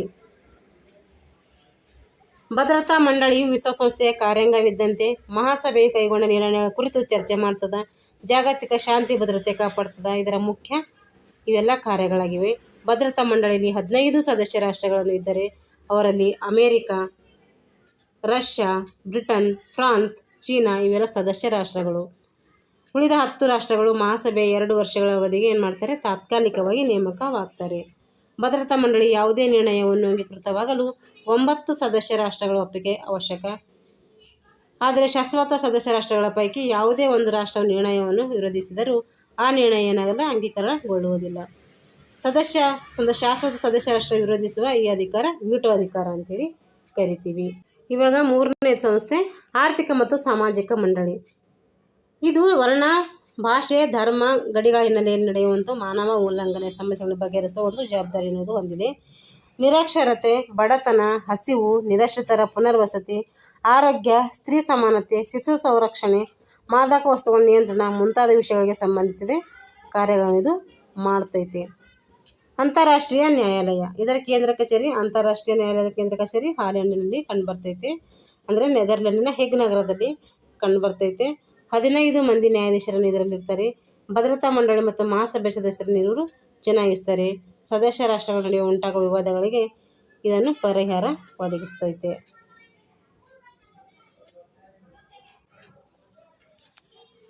ಅಂತಾರಾಷ್ಟ್ರೀಯ ಇದಾಯಿತು. ಇವಾಗ ಪ್ರಧಾನ ನ್ಯಾಯಾಲಯ. ನ್ಯೂಯಾರ್ಕಿನ ಬಳಿಯ ಲೇಕ್ ಸೆಕ್ಸೆಸ್ ನಗರದಲ್ಲಿ ಈ ಸಂಸ್ಥೆ ಏನು ಮಾಡ್ತೈತೆ, ಕಂಡುಬರ್ತೈತೆ. ಅಂದರೆ ಇದರ ಪ್ರಧಾನ ಕಚೇರಿಯಲ್ಲಿ ಕಂಡುಬರ್ತೈತಿ. ಮಹಾಕಾರ್ಯದರ್ಶಿ ಇದರ ಆಡಳಿತ ನಿರ್ವಹಣೆಯನ್ನು ನೋಡ್ಕೊಳ್ತಾರೆ. ಜಾಗತಿಕ ಶಾಂತಿಯನ್ನು ಕಾದಾಡುವ ಯಾವುದೇ ಸಂಗತಿಯನ್ನು ವಿಶ್ವಸಂಸ್ಥೆ ಗಮನಕ್ಕೆ ತಕ್ಷಣ ತಂದು ಪರಿಹಾರ ಕಂಡುಕೊಳ್ತಾರೆ. ಈಗಿನ ವಿಶ್ವಸಂಸ್ಥೆ ಪ್ರಧಾನ ಕಚೇರಿ ಆಂಟೋನಿಯೋ ಗುಟೆರೆಸ್ ಇವರು ಪೋರ್ಚುಗಲ್ನವರು. ಮಹಾಸಭೆಯಲ್ಲಿ ಆಯ್ಕೆಯಾದಂಥ ಅಭ್ಯರ್ಥಿಯು ಭದ್ರತಾ ಮಂಡಳಿ ಅನುಮೋದನೆಗೆ ಒಳಪಟ್ಟಂಥ ವಿಶ್ವಸಂಸ್ಥೆ ಪ್ರಧಾನ ಕಾರ್ಯದರ್ಶಿಯಾಗಿ ನೇಮಕವಾಗ್ತಾರೆ. ಮತ್ತು ಧರ್ಮದರ್ಶಿ ಮಂಡಳಿ. ವಿಶ್ವಸಂಸ್ಥೆ ಸ್ಥಾಪನೆಯಾದ ಕಾಲದಲ್ಲಿ 11 ಪ್ರದೇಶಗಳಲ್ಲಿ ಇನ್ನೂ ಸ್ವಯಂ ಆಡಳಿತ ಇರಲಿಲ್ಲ. ಅವುಗಳ ಹಿತಾಸಕ್ತಿಯನ್ನು ನೋಡಿಕೊಳ್ಳಲು 5 ರಾಷ್ಟ್ರ ಸಂಘಗಳು ಏನಾದವು ಅಂದರೆ ರಚಿಸಲ್ಪಟ್ಟವು. ಇದೇ ಧರ್ಮದರ್ಶಿ ಮಂಡಳಿ. 1994ರಲ್ಲಿ ಈ ಎಲ್ಲ ಪ್ರದೇಶಗಳು ಸ್ವತಂತ್ರಗೊಂಡವು. ವಿಶ್ವಸಂಸ್ಥೆಯ ಧ್ವಜ ಮತ್ತು ಆಡಳಿತದ ಭಾಷೆ ಯಾವುದಪ್ಪ ಅಂತಂದರೆ, ವಿಶ್ವಸಂಸ್ಥೆ ತನ್ನದೇ ಆದಂಥ ಆಡಳಿತವಾದಂಥ ಒಂದು ಭಾಷೆ ಹೊಂದಿದೆ, ಧ್ವಜ ಹೊಂದಿದೆ. ಇದರ ಧ್ವಜ ನೀಲಿ ತಿಳಿ ಬಣ್ಣದ ಹೊಂದಿದೆ. ಮಧ್ಯದಲ್ಲಿ ವಿಶ್ವಸಂಸ್ಥೆಯ ಲಾಂಛನ ಕಂಡುಬರ್ತೈತೆ. ಪ್ರತಿ ವರ್ಷ ಅಕ್ಟೋಬರ್ 24ರಂದು ವಿಶ್ವಸಂಸ್ಥೆಯ ದಿನವಾಗಿ ನಾವು ಏನು ಮಾಡ್ತೀವಿ, ಆಚರಣೆ ಮಾಡ್ತಾ ಇದ್ದೀವಿ. ಇದರ ಆಡಳಿತ ಭಾಷೆಗಳು ಯಾವಪ್ಪ ಅಂತಂದರೆ ಇಂಗ್ಲೀಷು, ರಷ್ಯನ್, ಸ್ಪ್ಯಾನಿಷ್, ಚೀನಾ, ಫ್ರೆಂಚ್, ಅರೇಬಿಕ್ ಈ ಭಾಷೆಗಳು ಹೊಂದಿವೆ. ಸಾಮಾನ್ಯವಾಗಿ ಇಂಗ್ಲೀಷ್ ಬಳಸಲಾಗ್ತೈತೆ. ವಿಶೇಷ ಸೇವಾ ಸಂಸ್ಥೆಗಳು. ವಿಶ್ವಸಂಸ್ಥೆಯ ಆಶ್ರಯದಲ್ಲಿ ಹಲವಾರು ವಿಶೇಷ ಸೇವಾ ಸಂಸ್ಥೆಗಳು ಜೀವನದ ಗುಣಮಟ್ಟವನ್ನು ಹೆಚ್ಚಿಸಲು ಅನೇಕ ಕೆಲಸಗಳನ್ನು ಮಾಡ್ತಾ ಇದ್ದೀವಿ. ಅವುಗಳ ಪ್ರಮುಖ ಸೇವಾ ಸಂಸ್ಥೆಗಳು ಯಾವಪ್ಪ ಅಂದರೆ UNESCO long form United Nations Educational, Scientific and Cultural Organization. ಇದರ ಪ್ರಧಾನ ಕಾರ್ಯದರ್ಶಿ ಫ್ರಾನ್ಸ್ನ ಪ್ಯಾರಿಸ್ನಲ್ಲಿ ಕಂಡುಬರ್ತೈತೆ. FAO ಇದು ಫುಡ್ ಆ್ಯಂಡ್ ಅಗ್ರಿಕಲ್ಚರಲ್ ಆರ್ಗನೈಜೇಷನ್. ಇದರ ಕಾರ್ಯಾಲಯ ಎಲ್ಲಿ ಬರ್ತದೆ ಅಂದರೆ ಇಟಲಿಯಲ್ಲಿ ಕಂಡುಬರ್ತೈತೆ. ಇಟಲಿಯ ರೋಮ್ ನಗರದಲ್ಲಿ ಕಂಡುಬರ್ತೈತೆ. ವಿಶ್ವ ಆರೋಗ್ಯ ಸಂಸ್ಥೆ ಇದ್ರದ್ದು ಸ್ವಿಟ್ಜರ್ಲೆಂಡ್ನ ಜಿನೆವಾದಲ್ಲಿ ಕಂಡುಬರ್ತೈತೆ. ಇದು ವರ್ಲ್ಡ್ ಹೆಲ್ತ್ ಆರ್ಗನೈಜೇಷನ್ ಅಂತೇಳಿ ಕರಿತೀವಿ. UNICEF United Nations International Children's Emergency Fund. ಇದರ ಕೇಂದ್ರ ಕಚೇರಿ ಅಮೇರಿಕದ ನ್ಯೂಯಾರ್ಕ್ನಲ್ಲಿ ಕಂಡುಬರ್ತೈತೆ. ಇವು ಪ್ರಧಾನ ಕಚೇರಿಗಳು ಎಕ್ಸಾಮಲ್ಲಿ ಕೇಳ್ತಾರೆ, ನೆನ್ಪಿಟ್ಕೋಬೇಕು. ಹಾಗೆ ವಿಸ್ತರಣೆ ಕೂಡ ನೆನ್ಪಿಟ್ಕೊಳ್ಬೇಕು. ವಿಶ್ವಸಂಸ್ಥೆಯ ಸಾಧನೆಗಳು ಮತ್ತು ಮಿತಿಗಳು ಅಂದರೆ ಏನೇನು ಸಾಧನೆಗಳು ಮಾಡಿದೆ, ಆರ್ಥಿಕ ಕೊಡುಗೆ, ಸಾಮಾಜಿಕ ಕೊಡುಗೆ, ಮಾನವ ಹಕ್ಕುಗಳ ರಕ್ಷಣೆ, ಇಲ್ಲೆಲ್ಲ ಏನೇನು ಕೊಡುಗೆಗಳನ್ನು ನೀಡಿದೆ ಅಂಥೇಳಿ ಕೊಟ್ಟಿದ್ದಾರೆ. ಶಾಂತಿ ಸ್ಥಾಪನೆ, ಇವೆಲ್ಲ ಏನೇನು ಸಾಧನೆಗಳು ಮಾಡಿದೆ ಅಂಥೇಳಿ ಕೊಟ್ಟಿದ್ದಾರೆ. ಇದು ನಮ್ಮದು GPSTಗೆ ಹೆಲ್ಪ್ ಆಗುತ್ತೆ. ಇವು TETಗೇನಷ್ಟು ಮುಖ್ಯವಿಲ್ಲ, ಮುಖ್ಯವಿದ್ದಂತೆ ನಾನು ಹೇಳ್ತಾ ಇದ್ದೀನಿ. ಭಾರತ ಮತ್ತು ವಿಶ್ವಸಂಸ್ಥೆ. 1945ರಲ್ಲಿ ವಿಶ್ವಸಂಸ್ಥೆ ಸಂವಿಧಾನಕ್ಕೆ ಏನು ಮಾಡಿತ್ತು, ಸಹಿಯನ್ನು ಹಾಕಿತು. ಸ್ವತಂತ್ರಗೊಂಡ ನಂತರ ಭಾರತವು ಜಾಗತಿಕ ವ್ಯವಹಾರಗಳಲ್ಲಿ ಏನು ಮಾಡ್ತಾಯಿದೆ, ಸಕ್ರಿಯವಾದಂಥ ಪಾತ್ರವನ್ನು ವಹಿಸ್ತಾ ಇದೆ. ಭಾರತವು ವರ್ಣಭೇದ ನೀತಿಯನ್ನು ವಿರೋಧಿಸಿದೆ. ವಸಾಹತುಶಾಹಿ ನಿರ್ಮೂಲನಕ್ಕಾಗಿ ಭಾರತ ಸತತ ಏನು ಮಾಡ್ತಾ ಇದೆ, ಪ್ರಯತ್ನ ನಡೆಸ್ತಾ ಇದೆ. ಅಣ್ವಸ್ತ್ರ ಪರೀಕ್ಷೆ ಪೂರ್ಣವಾಗಿ ನಿಲ್ಲಬೇಕೆಂದು ಒತ್ತಿ ಹೇಳಿದ ದೇಶಗಳಲ್ಲಿ ಭಾರತ ಮೊದಲನೆಯದಾಗಿದೆ. ಭಾರತವು ಸಶಸ್ತ್ರ ನಿಯಂತ್ರಣ ಮತ್ತು ವಿಶ್ವಶಾಂತಿಯನ್ನು ಸತತವಾಗಿ ಪ್ರತಿಪಾದಿಸ್ತಾ ಬಂದಿದೆ. ದೇಶಗಳ ನಡುವೆ ಕದನಗಳು ನಡೆದಾಗ ಶಾಂತಿ ಸ್ಥಾಪನೆ ಮಾಡಿದೆ. ನೋಡಿ ಬಾಕ್ಸಲ್ಲಿ ಕೊಟ್ಟಿರೋದು. ಶ್ರೀಮತಿ ವಿಜಯಲಕ್ಷ್ಮಿ ಪಂಡಿತ್ ಏನು ಮಾಡ್ತಾರೆ, ವಿಶ್ವಸಂಸ್ಥೆಯ ಸಾಮಾನ್ಯ ಸಭೆಯ ಪ್ರಥಮ ಮಹಿಳೆ. ವಿಶ್ವಸಂಸ್ಥೆಯ ಸಾಮಾನ್ಯ ಸಭೆಯ ಪ್ರಥಮ ಮಹಿಳೆ ಅಧ್ಯಕ್ಷ ಯಾರಪ್ಪ ಅಂದರೆ ಅದು ವಿಜಯಲಕ್ಷ್ಮಿ ಪಂಡಿತ್. ಇವರು ನೆಹರು ಅವರ ಸಹೋದರಿಯಾಗಿರ್ತಾರೆ. ಬೆನಗಲ್ ನರಸಿಂಗರಾವ್ ಅಂತಾರಾಷ್ಟ್ರೀಯ ನ್ಯಾಯಾಲಯದ ನ್ಯಾಯಾಧೀಶರಾಗಿ ಮತ್ತು ಡಾಕ್ಟರ್ ನಾಗೇಂದ್ರ ಸಿಂಗ್ ಮುಖ್ಯ ನ್ಯಾಯಾಧೀಶರಾಗಿ ಸೇವೆಯನ್ನು ಮಾಡಿದ್ದಾರೆ. ಜನರಲ್ KS ತಿಮ್ಮಯ್ಯ ಮತ್ತಿತರರು ಭಾರತೀಯ ದಂಡನಾಯಕರು ವಿಶ್ವಸಂಸ್ಥೆಯ ಶಾಂತಿ ಪಾಲನಾ ಪಡೆಯಲ್ಲಿ ಗಣನೀಯವಾಗಿ ಏನು ಮಾಡಿದ್ದಾರೆ, ಸೇವೆಯನ್ನು ಇವರು ಸಲ್ಲಿಸಿದ್ದಾರೆ. ಈಗ ಖಾಯಂ ಸದಸ್ಯತ್ವ ಹೊಂದಿರುವ ರಾಷ್ಟ್ರಗಳು ಸ್ವಹಿತಾಸಕ್ತಿಯಿಂದ ಭದ್ರತಾ ಮಂಡಳಿಯ ಖಾಯಂ ಸದಸ್ಯತ್ವವನ್ನು ಕೇವಲ 5 ರಾಷ್ಟ್ರಗಳಿಗೆ ಸೀಮಿತಗೊಳಿಸಿದೆ. ಭಾರತದಂಥ ಅಭಿವೃದ್ಧಿ ಹೊಂದುತ್ತಿರುವ ರಾಷ್ಟ್ರಗಳಿಗೆ ಖಾಯಂ ಸದಸ್ಯತ್ವ ಸ್ಥಾನ ಲಭಿಸದೇ ಇರುವುದು ಒಂದು ವಿಪರ್ಯಾಸವಿದೆ ಅಂತೇಳಿ ನಾವು ಹೇಳ್ಬೋದು. ಇನ್ನು ನಮ್ಮ ಭಾರತಕ್ಕೆ ಏನು ಮಾಡಿಲ್ಲ, ವಿಟೋ ಅಧಿಕಾರ ಸಿಕ್ಕಿಲ್ಲ. ನೋಡಿ, ಇದಕ್ಕೆಲ್ಲ ಸಂಬಂಧಪಟ್ಟಂಥ ಒಂದು ಪ್ರಶ್ನೆಗಳು ಕೊಟ್ಟಿದ್ದಾರೆ. ವಿಶ್ವಸಂಸ್ಥೆ ಯಾವಾಗ ಸ್ಥಾಪನೆ ಆಯಿತು, ಅಕ್ಟೋಬರ್ 24, 1945. ವಿಶ್ವಸಂಸ್ಥೆ ಸ್ಥಾಪನೆಗೆ ಮುಖ್ಯ ಕಾರಣಕರ್ತರಾದವರು ರಷ್ಯಾದ ಮತ್ತು ಚೀನಾದು ವಿನ್ಸ್ಟನ್ ಚರ್ಚಿಲು, ರೂಸ್ವೆಲ್ಟು ಇವರೆಲ್ಲ ಏನು ಮಾಡಿದ್ದಾರೆ, ಕಾರಣಕರ್ತರಾಗಿದ್ದಾರೆ. ವಿಶ್ವ ಸಂಸತ್ತು ಅಂತೇಳಿ ನಾವು ಮಹಾಸಭೆ ಕರಿತೀವಿ. ಭದ್ರತಾ ಮಂಡಳಿಯ ಶಾಶ್ವತ ಸದಸ್ಯ ರಾಷ್ಟ್ರಗಳು 5 ಇದ್ದಾವೆ. ವಿಸಾ ಸಂಸ್ಥೆಯ ಸೇವಿಸಿದ ಇಬ್ಬರು ಭಾರತೀಯರನ್ನು ನಾವೀಗ ನೋಡಿದ್ದೀವಿ. ವಿಸಾ ಸಂಸ್ಥೆಯ ಮಹಾನ್ ಹಕ್ಕುಗಳ ಘೋಷಣೆ ಕೈಗೊಳ್ಳುವ ಒಂದು ಕಾರಣವನ್ನು ತಿಳಿಸಿ ಅಂತೇಳಿ ಇವೆಲ್ಲ ಇದರಲ್ಲಿ ಇದ್ದಾವೆ, ನೀವು ನೋಡ್ಕೊಳ್ಳಿ. ಏನಾಯ್ತಂದರೆ ಇಲ್ಲಿಗೆ ಸಂಪೂರ್ಣವಾಗಿ 4 ಚಾಪ್ಟರ್ಗಳನ್ನು ನಾನು ಒಂದೇ ವಿಡಿಯೋದಲ್ಲಿ ಮಾಡಿದ್ದೀನಿ. ಅದಕ್ಕೆ ಸ್ವಲ್ಪ ವಿಡಿಯೋ ಫಾಸ್ಟ್ ಆಗಿದೆ, ಪರವಾಗಿಲ್ಲ. ಎಕ್ಸಾಮ್ ಇದೆ, ಸ್ವಲ್ಪ ಫಾಸ್ಟ್ ಇಟ್ಟೆ, ನೀವು ನೋಡ್ಕೊಳ್ಳಿ. ಏಕೆಂದರೆ ಎಲ್ಲ ಸಿಲೆಬಸ್ ಕವರ್ ಮಾಡೋಕ್ಕಾಗಲ್ಲ, ಸ್ವಲ್ಪ ಸ್ವಲ್ಪ ಹೇಳ್ತಾ ಇದ್ದಾರೆ. ಅದಕ್ಕೋಸ್ಕರ ಈ ವಿಡಿಯೋಗಳನ್ನು ಎಲ್ಲರೂ ವೀಕ್ಷಿಸಿ ನಿಮ್ಮ ಎಕ್ಸಾಮ್ಗೆ ಏನು ಮಾಡ್ತೈತೆ ಅಂದರೆ ಯೂಸ್ ಆಗುತ್ತೆ ಅಂತ ಹೇಳ್ತಾ ಇಲ್ಲಿಗೆ ಈ ವಿಡಿಯೋವನ್ನು ಮುಗಿಸ್ತಾ ಇದ್ದೀನಿ. Thanks for watching all.